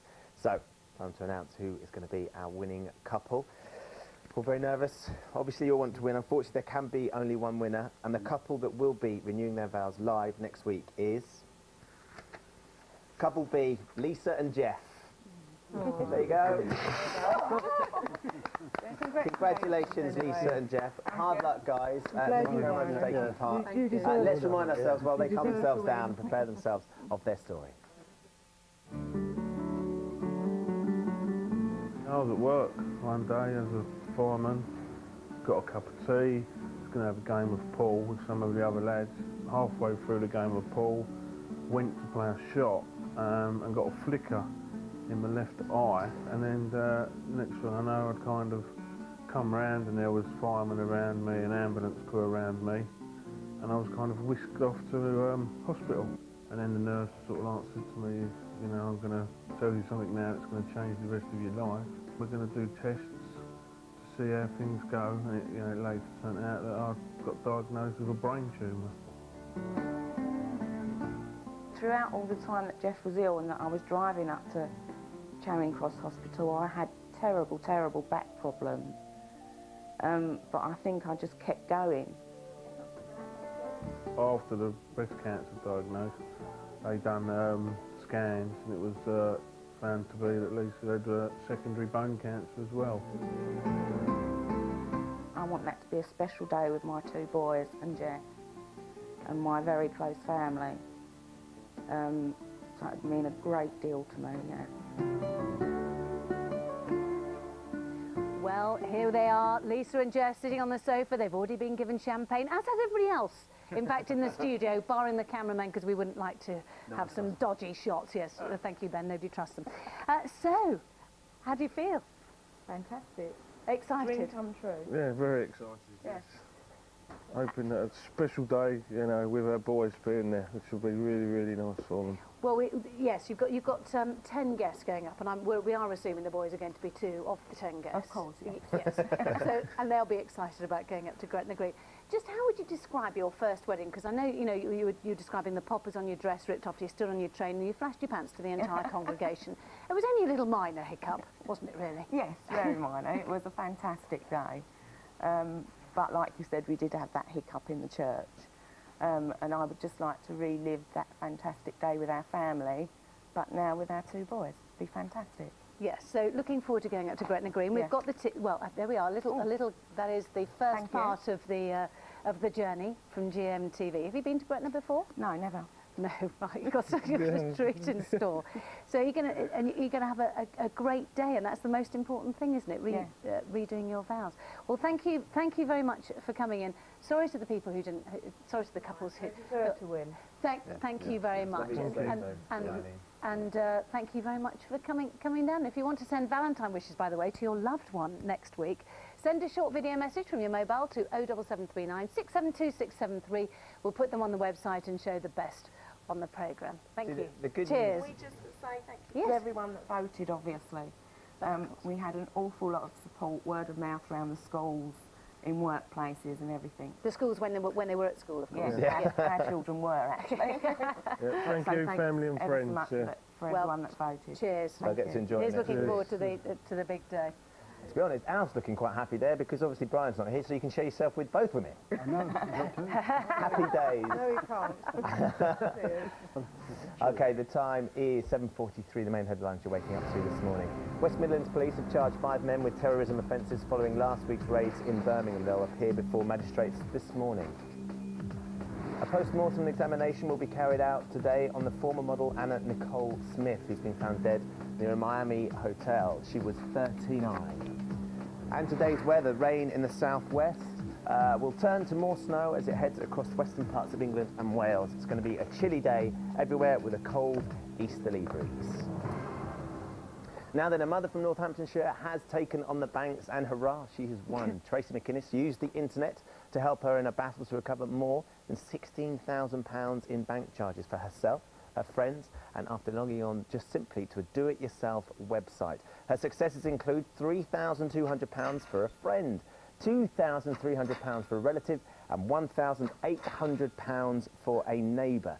£16,000 so far is what she's managed to recover. Tracy and financial expert Martin Lewis join us now. Good morning. Morning, Martin. Good morning. Nice to see you again. Tracy, first things first, congratulations. When you set about doing this, had you had any financial training? No. And initially, what were your thoughts? Was it from hearing Martin or hearing someone say, take on the banks, that you thought, I'm going to give this a go?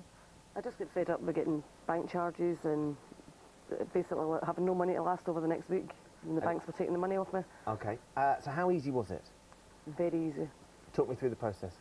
I asked the bank for 6 years of bank statements, tallied up all the charges as notified, sent them a 14-day warning letter that I would take them to court in 14 days if they didn't pay out. And then after that I filled in a small claims N1 for them, and then I got paid. And all of these things are really, really easy to come by. You don't need any financial experience. It's just about you taking the time yourself to sit down and be a little bit organised and do it. Were you surprised at how easy it was? I was really surprised. It's become a little more difficult now when I'm helping my friends. The banks are doing a lot of delay tactics, you know, things like that. So obviously, Martin, I mean, this is great news. You've been in every This is a tough woman, let me tell you. We've been talking beforehand. You don't want to mess with her. When the bank gave her a charge recently, she said, go on, break down the charges for me. Come on. You know, she's sitting here all nice and sweet right now. But we were talking, wow. And, you know, she's one of an army of people out there now who are simply saying, I've got my money back, I'm going to show my friends how to do it. We all need to take the banks on collectively as a mass group of consumers. 700,000 template letters have been downloaded on how to do this in the last 2 months. 700, 2 months? 700,000. And they're all on your website, by the way, on GM.TV, if people want them to go through the steps, the full information. This is becoming massive, and the banks are quaking. Okay, so the banks are doing, like Tracy's saying, they're delaying tactics, and they're obviously getting a little bit more aggressive as well because they're aware of this happening. What should we do? Well, it's very interesting. If you're going for less than £1,000, actually it's becoming easier. Often they're settling without even the threat of going to court. If it's more than £1,000, they're throwing their resources into stopping the bigger cases. But you know what? While there are no guarantees and you are about to take the big beasts of the banking world to court, everyone's won. Every single person that's tried. I haven't heard of a case, apart from one on a small technicality, which was nothing to do with the bank charges. Everyone's won.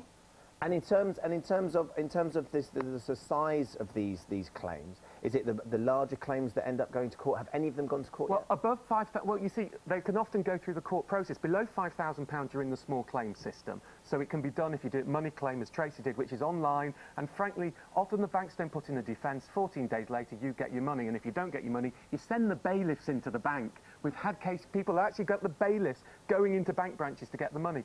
The bigger ones, well, actually above £5,000, whilst I don't think you should pay to do this ever, and there are some people out there going, no win, no fee, reclaim your bank charges. I wouldn't touch that. But above £5,000, you may want to get a solicitor, because then you're going in the proper court system, you can be awarded costs. But you know, 17.5 grand is the biggest individual payout we have seen. And it's only going to get bigger, isn't it? 700,000 letters 700,000 in 2 months. So they're all going in the process. Courts are getting blocked up. The government needs to come and step in now and say, we shouldn't be blocking up the courts. There needs to be a special process. Everyone should get their money back if they reply. But that's me pushing politically. You just worry that the banks are going to try and make the money up somewhere else.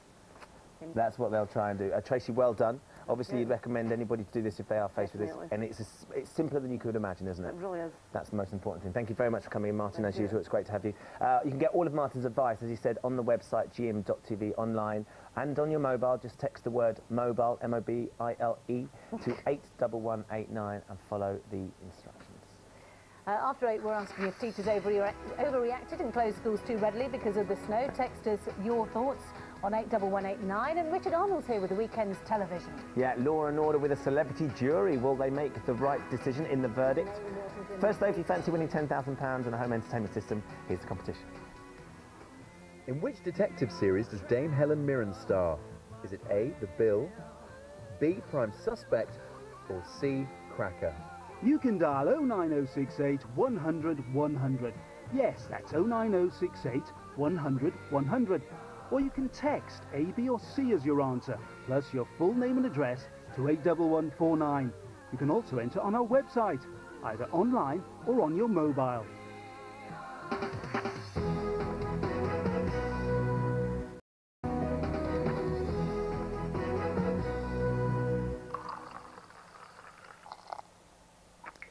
TV Pick of the Day is sponsored by Lotus Thirst Pockets with technology.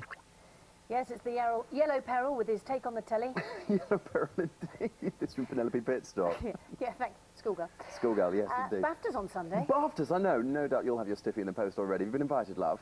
No, darling. No, me neither. Snubbed by the Academy again. Ben, you off? Yeah, actually. Are you? Oh, you are? No.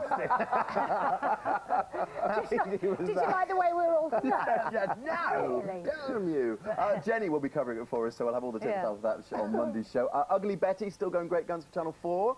On Friday night. I'm not getting it quite. Are you not quite getting it? Yeah. You will be tonight because Salma Hayek is debuts tonight as a magazine editor who gets hot under the collar with Daniel in the lift as well. And Daniel charges our very own Ugly Betty to try and find out who she is so he can perhaps get his wicked way with her. So you'll enjoy that. One for the lads on Friday. Another one for the lads as well. It won't surprise you that Viv's gone into labour on Emmerdale because she sounds like she's in labour at the best of times anyway when she's serving in the caf.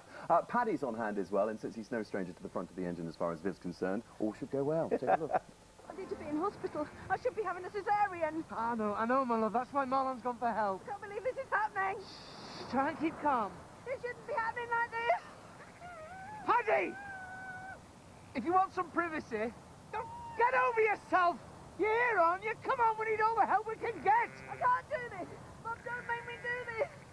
Oh, my God!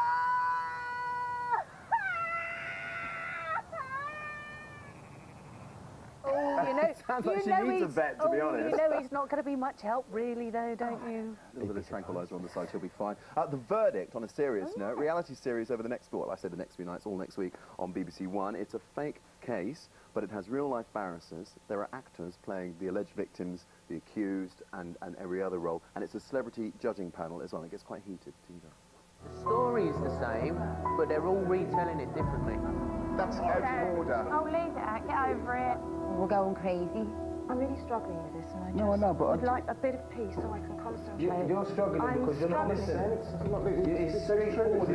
Why? Stop. Well, let's go back in there and let the judge speak again then. Stop this. Patsy Palmer, 12 Good Men Untrue. We interviewed Dougie Henschel. 12 Good Men and Women? 12 Good Men and Women. Women, know your place. And yes, all right. Moving swiftly on. Prime Evil, it's about dinosaurs breaching a time barrier, or as we like to call it at GMTV, Penny Smith overrunning. Have a look. Oh, no. This is the real thing. Connor, you should get out more. Go to a bar, meet a nice girl. Life will seem a lot less confusing. I've already got a girlfriend. Sort of. That's not really the point. There's an eyewitness claimed to have seen it. People claim to have seen the Loch Ness Monster. It doesn't mean to say it's there. Well, not now, obviously, because it died years ago. The government has took the body away and they covered the whole thing up. £6 million. It's a cracker. It's ITV's answer to Doctor Who, if you didn't see Dougie's interview on GMTV yesterday. Foyle's War, Penny. Yes, which Trial and Retribution was supposed to be on Sunday and Monday, now replaced by Foyle's War. Nudge forward to Monday and Tuesday. Foyle's War, it's murder and roadkill on the menu tonight. Take a look. Mayhem in the munitions pack. It's like Midsummer Murders set in the Second World War. Far. Yes. You'll love it. Richard, thanks so much. Got some good stuff on ET later as well. Have we? I haven't read it yet. I better go across it. Go and have a look at it. We're going to get the weather now. Here's Claire. Here you are, Mummy. Oh, thank you, darling. GMTV weather, sponsored by Nestle cereals. Whole grain for the whole family every morning. Hello, good morning. Now I'm on the roof of the GMTV studios, 23 stories up on the South Bank, and it is a freezing cold day, but not as bad as yesterday. That can't be said for the West Country, where this morning we're seeing even more rain coming in. It is mild down there, but the rain is now progressing its way northeastwards, and as like yesterday, it's hitting the colder air. It's likely to turn to snow, particularly over the higher ground of Wales, and in any heavier bursts across the West Midlands as we head through this morning into this afternoon. We're seeing some wintry showers across eastern Scotland, northeast England. Elsewhere, it's an icy start to the day, particularly where snow fell yesterday, and we're seeing some dense freezing fog patches as well, particularly across the Midlands, East Anglia, as well as the southeast. A little bit of patchy rain for Northern Ireland, particularly in the east, the west seeing some dry weather. We're also seeing this morning some rain which has moved up overnight, and again there is a wintry mix to this, rain, sleet and snow across southwest Scotland this morning. And some nice weather to come again today across northwest of Scotland. So, to be honest, wherever you are, it's feeling very chilly, particularly in the wind away from the southwest. And then through the afternoon, the rain, sleet and snow progresses even further northwards across to North Wales, as well as the Midlands and northern counties of England. Again, it is a mix of rain, sleet and snow, the snow over the higher ground. And we'll see those showers continuing in the east of Scotland, northeast England, and the rain, sleet and snow across southwest Scotland will die out, the fog lingering on through the day. Temperatures then 2 to 5 degrees Celsius, another chilly day. And then let's have a look and see what's happening tomorrow. A band of rain moves in again from the southwest, moves its way northwards, associated with some strong winds. So you could get some snow over Pennine districts as well as northern parts of Wales as well. It will die out before it reaches Scotland, but Northern Ireland will see some rain through the day. And then another band of rain comes in on Sunday. This one will reach Scotland, so anywhere north of the central lowlands you are likely to see snow on Sunday, particularly over the higher ground again. We could see some blizzard conditions, and then behind it some heavy showers, but at least I think you will see some drier weather as well, particularly across Wales as well as Northern Ireland. Here's your summary. Check out what the weather will be like this weekend on our website, gm.tv.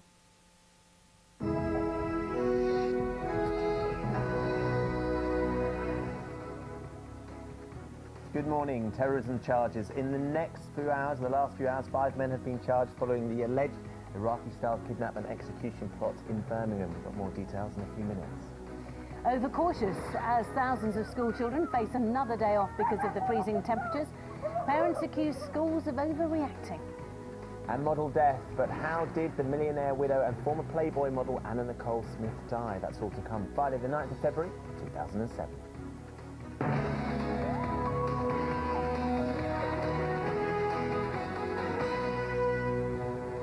Hi there, you're watching GMTV today. It is 8 o'clock. We're going to have more on those stories in the next hour. Also, how the freezing temperatures across the Midlands are affecting the commute to work this morning. And don't forget to send your pictures or video messages about the weather to 07739 672 673. It'll cost 50p plus your usual picture rate. And find out how the internet helped one woman to walk and ride horses again after doctors told her to give up hope of ever doing either. We've got her story in 20 minutes' time.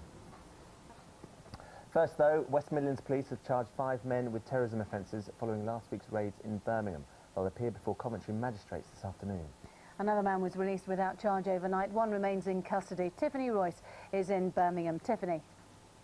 Yes, thank you. Good morning, Penny. Well, the 5 men will appear before magistrates this afternoon in Coventry, charged with offences under the Terrorism Acts of 2000 and 2006. They're aged 29, 30, 31, 36 and 43. A 38-year-old man was released without charge. Another man is still in police custody this morning. The police have until 4 a.m. on Saturday to question him. The 9 men were arrested last Wednesday over what senior security sources say was an alleged plot to kidnap a member of the armed forces. 2 other men were released without charge earlier in the week. One of those men, Abu Bakr, spoke to me before these charges. He said he felt the UK had become a police state for Muslims. He said he believed he was targeted because he was Muslim and he felt his privacy had been invaded. Well, West Midlands Police are holding a press conference later today when they'll give more details of these charges. Tiffany, thanks very much. A post-mortem examination will be carried out today on the former model Anna Nicole Smith, who was found dead last night at a hotel near Miami. She was 39. The cause of her death hasn't been announced, but some reports suggest drugs may have been involved. Carla Romano reports. She was the former Playboy centrefold who married an 80-year-old billionaire. Loved by the tabloids, she lived her life in the media spotlight. And now her death has put her back in the headlines. Anna Nicole Smith died today. Now to the shocking and mysterious death of Anna Nicole Smith.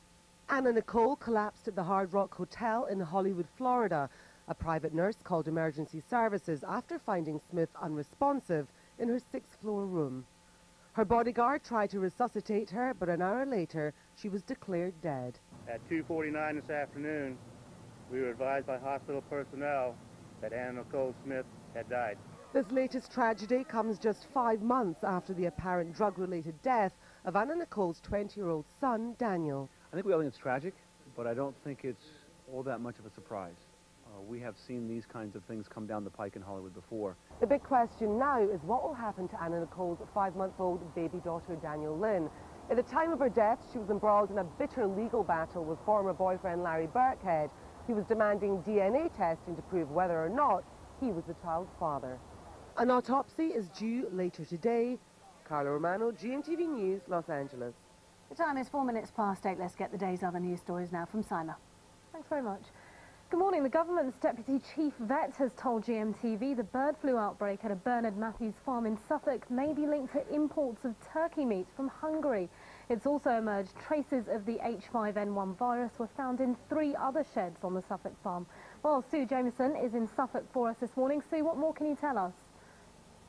Yes, good morning, Simon. Well, it does look as though the outbreak here could be linked to the transport of dead turkeys from Bernard Matthews' plant in southern Hungary coming here. And DEFRA had confirmed that partly processed turkey had been coming here in trucks every week right up until the outbreak. And as you say, we've had on DEFRA's Deputy Chief Vet Fred Landegg this morning. He's also said that there could be a link with geese. We had evidence yesterday and advice from the Veterinary Laboratories Agency that from the work that they have carried out so far, the virus appears to be almost identical, or may well be identical, to the Hungary virus. And we do know that geese on an infected farm in southern Hungary were destroyed last week. DEFRA also believes this is poultry to poultry, doesn't involve wild birds, which could be a good sign that it's being isolated. But they have found this deadly strain in 4 of the sheds here now, instead of just the 1 we thought earlier, and those investigations are going on. Meantime, Bernard Matthews says his turkey is safe to eat. He's put out a statement that says Bernard Matthews continues to work closely with DEFRA to assist with its ongoing investigation. We are cooperating fully, and as precautionary measure, we have volunteered to cease any movements to and from Hungary. But as I say, the investigation is still ongoing. Back to you. Sue, thanks for that.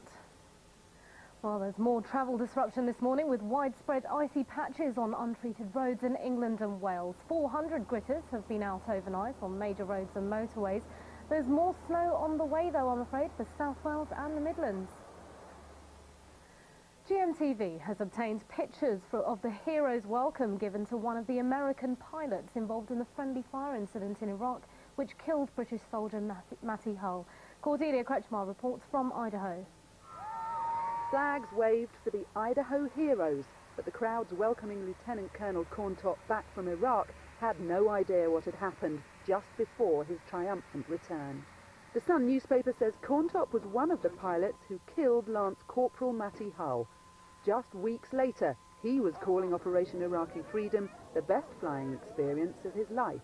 It was really sent at home when we saw the Iraqi people really welcoming the troops as they came into the towns, and it really made our purpose there much more meaningful. It emerged today a senior American general originally wanted the A-10 pilots court-martialed, but the Pentagon overruled him, and Corntop was promoted to the rank of colonel. This week, as the family of Lance Corporal Matty Hull pleaded with the pilots responsible to come forward and explain their actions, Colonel Corntop wouldn't surface. So the homecoming hero's gone to ground. If he doesn't want to leave Idaho to give evidence at the inquest in Britain, no one can force him to. No one, that is, except his bosses at the American military. Cordelia Kretschmar, GMTV News in Idaho. Well, let's take a quick look at what's on the website for you today. The latest travel updates if you're planning to go out and about. Scientists question whether you should wait until you're 25 to get a smear test. And the facts on diagnosing medical problems online. All this and more on gm.tv and also on your mobile. It's coming up to 8 minutes past 8. Now it's back to Penny. Oh yes, look at the front page of The Sun. What an enormous snowman that is. That's a young man of 25. Obviously that's a child, but isn't it huge? I drove through North London yesterday and I must have seen at least 2 or 3 snowmen that were over 6 feet tall. All these kids just pushing these massive, massive snowmen. Not that size matters. Those impressive snowmen may be looking a little worse for wear this morning, though, because the weather is better today. All that slushy snow, though, is turning into dangerous black ice on the roads. Not over yet for some of us. No, the latest satellite picture shows there's more snow on the way for South Wales and the Midlands today, and she was plodding ankle deep in the white stuff in Ebervale yesterday. Rachel Harrison is in Oxfordshire for us this morning. You had enough of this snow yet, Rachel? Well, I have to say that my thermals have been put to good use, but it's better than it was yesterday. At least I'm not standing in a blizzard, and I've just heard about the snowman that you've just seen. This was my effort earlier, a bit poor, I have to confess, but that's because it's not really as snowy anymore, it's more icy. It's absolutely freezing here this morning. We've seen temperatures plummet to around -4 and -2 in some areas, but it still looks quite pretty. It's just very slippery underfoot, and as you said, there have been a few problems on the roads. While the children have been enjoying it, there have been all sorts of difficulties. Certainly the Highways Agency has said today that there's been an accident on the M1 today at Junction 28. Some lanes there have been closed, and we also know that they've asked anyone to report any black ice if they're out and about and travelling. That said, I have to say, we've had a little bit of fun this morning. Everyone thinks that we have a glamorous lifestyle, and it's very rare that we get a cup of coffee, but I would like to thank this morning the milkman, who was still doing his rounds here early on, who gave us a pint of milk, so we had a white coffee for the first time in ages, so it's not all bad, and certainly I know there are a few children who are still off school today who'll still enjoy the white stuff. Rachel, thanks very much. Can I just say that that snowman was probably one of the worst snowmen I've ever seen. It was a snowball on a cone. It didn't even have any eyes. How's it going to see? No. Well, we didn't have a carrot or anything else, and my cameraman said it looked a bit more like a duck, so we had some shape issues, bless. A snow duck, that's the new one for us. Thank you very much, Rachel. Sam made his first snowman yesterday. Did he? He was beside himself in the garden, running up and down. Yeah, he's 2. He's I think 2. Annie probably made it. He's not even 2, but he can say snowman. Although the head had fallen off this morning, so I'm not sure he'll be quite so happy when he wakes up. Now, when we come back, how the dreadful weather's been brilliant for thousands of school children, but a real pain for many parents. Yeah, we're talking about all the closed schools. Over 1 million children were off yesterday. Is there really any reason for it? Find out after we find out what's happening where you are.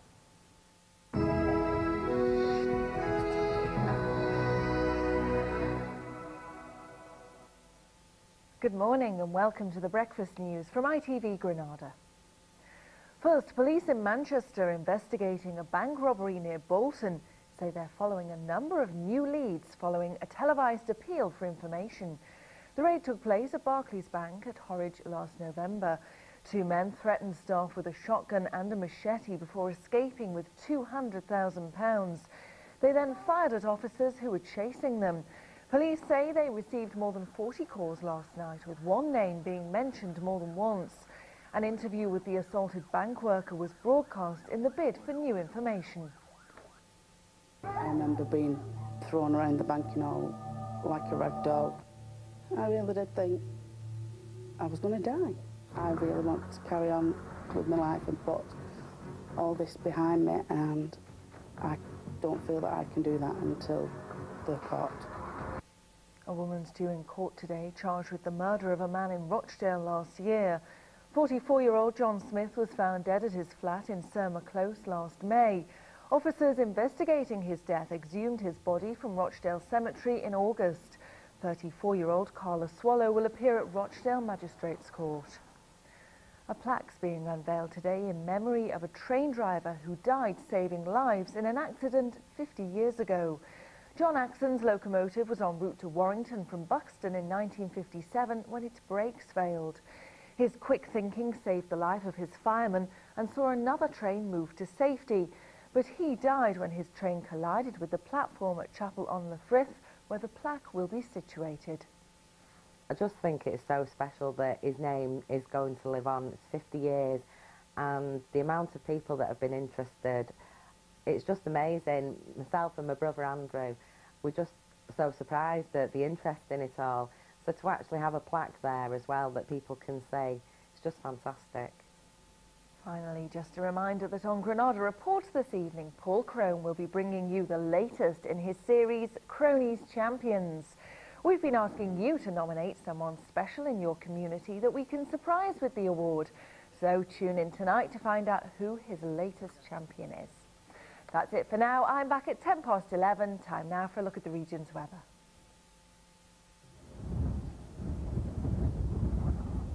Relief for dry, chapped hands when they need it most. Nivea Hand SOS Intensive Balm. Freezing fog will linger this morning with some rain or sleet on the coasts and snow on the hills. A cloudy afternoon with rain and then some more snow by this evening.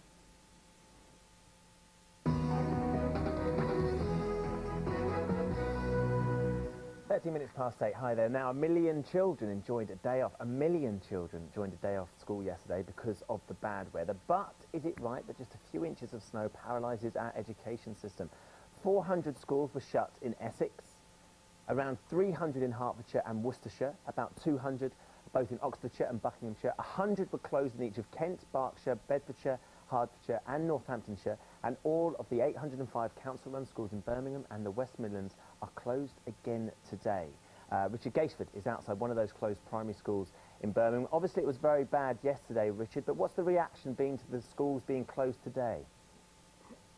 Well, some parents happy, some parents not, and those that are not happy are really being put out by all of this, and it's because their children are getting not just a long weekend, they're getting an extended holiday. Next week is half term, Ben, and of course they had yesterday off because of the snow, today off because of the ice, and the sign out the front of the school here, handwritten, all Birmingham closed, it says. I think it means all schools in Birmingham are closed, but that's the message.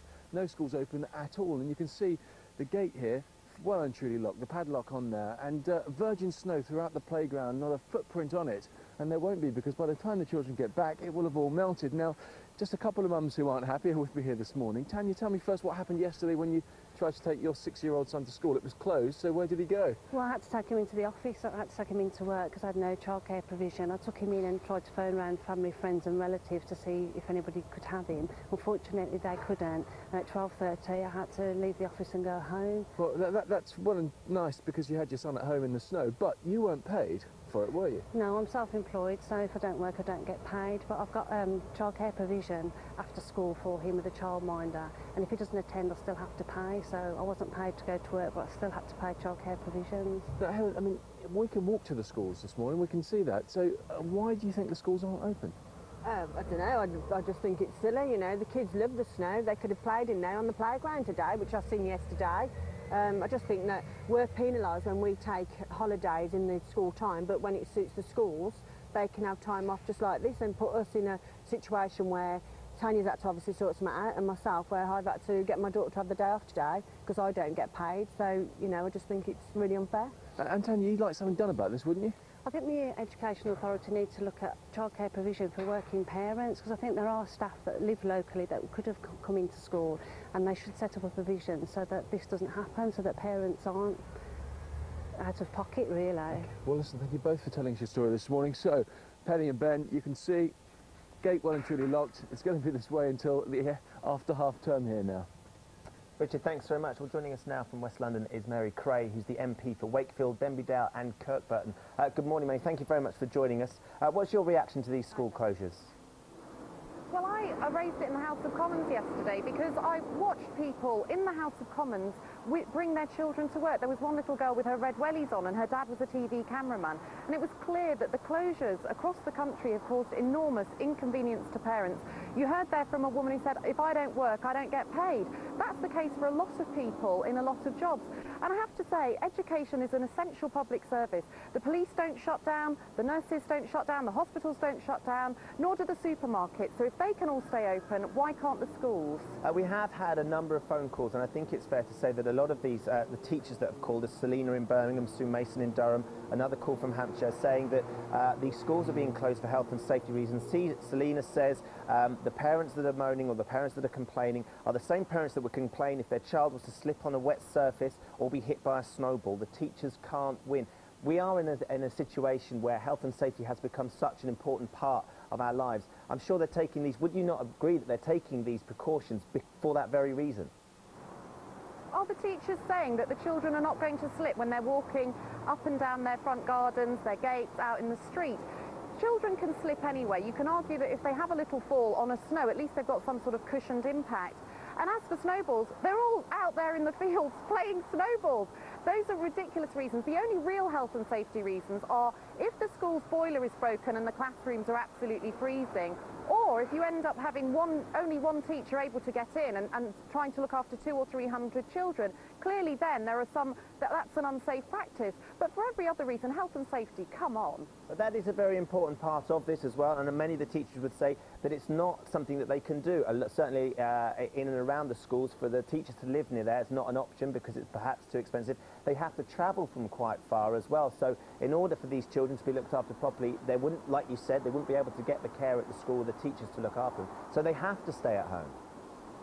Well, there are plenty of people working who gave themselves an extra half hour to get to work yesterday, or people who decided to maybe leave the car at home and take public transport. In 1963, in the Great Big Freeze, the schools stayed open until their frozen pipes actually burst, and then they closed. And they were schools that relied on coal-fired boilers to keep going. That's the sort of spirit we need to be seeing, not just shutting everything down in big cities at the first sign of snow. You have to admit, though, Mary, that 1963 compared to the year 2007, we know a lot more about how important it is for children to be in the right sort of environment when they're being taught. It's not just as simple as taking them to school no matter what the conditions. They have to cope, whether the classrooms are cold, whether there's heating or not. You just wouldn't put them through it. We know a lot more now, so we can make provision for this. Well, clearly, I mean, the government has invested huge amounts in schools and in boilers, in making schools warm and safe and happy places. And I welcome that, and that's a very good thing. But I think if we're saying to parents, you can't take your child out for an extra day's holiday, you can't, they've got to be at school on time, the schools then, you have to work in partnership with parents, and they can't just turn around one morning and say, actually, everything's closed because it's a bit tricky for teachers to get in. OK, Mary Craig, thank you very much for joining us this morning. Just before we go to your chance to win £10,000 in a home entertainment system, can I just show you this picture here? Spot the Dalmatian. Right in the middle? No, right up to the side. Look, he's there. Bless him, lost in the snow.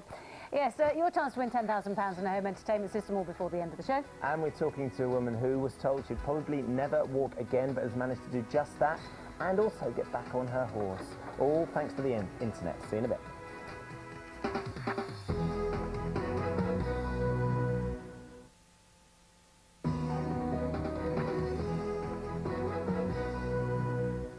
8:24 all week. We've been counting down to the BAFTAs. On Sunday, Richard Arnold's getting his feet under the table for the big night with today's competition. Yeah, £10,000 up for grabs, plus your chance to win a home entertainment system.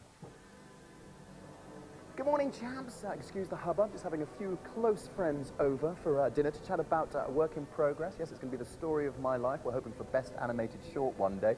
And speaking of awards, this is just a collection of the ones I've garnered in the short tenure of my career in show business. Notice the Oscar there. I got that for Carry On Camping 2. And the BAFTA, of course, which I got for Footballers' Wives. Rivaled only, of course, by Judi Dench's cameo in Shakespeare in Love. She was only on screen for a couple of seconds, of course, and she grabbed an Oscar. Clearly, I'm not at home. I'm at BAFTA. And here's a little interesting fact for you. The BAFTA ceremony this weekend is followed by the Oscars in a fortnight. Now, Oscar is only 13.5 inches tall, whereas BAFTA, as you can see from this trophy here, is not only bigger, it's better, and it's pretty. Yeah, and that's quite enough of that. If you fancy the best of British in your own home, then check out today's prize.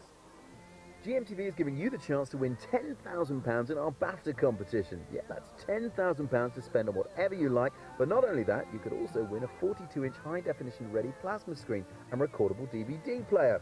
If you want to be in with a chance of winning, here is the question you need to answer. In which detective series does Dame Helen Mirren star? Is it A, The Bill, B, Prime Suspect, or C, Cracker? You can dial 09068 100 100. Yes, that's 09068 100 100. Or you can text A, B or C as your answer, plus your full name and address to 81149. You can also enter on our website, either online or on your mobile. Not bad, eh? Now, if you'll forgive the indulgence, I'd like to take a moment and look back on our week-long tribute to the best of British film. Enjoy the BAFTAs on Sunday.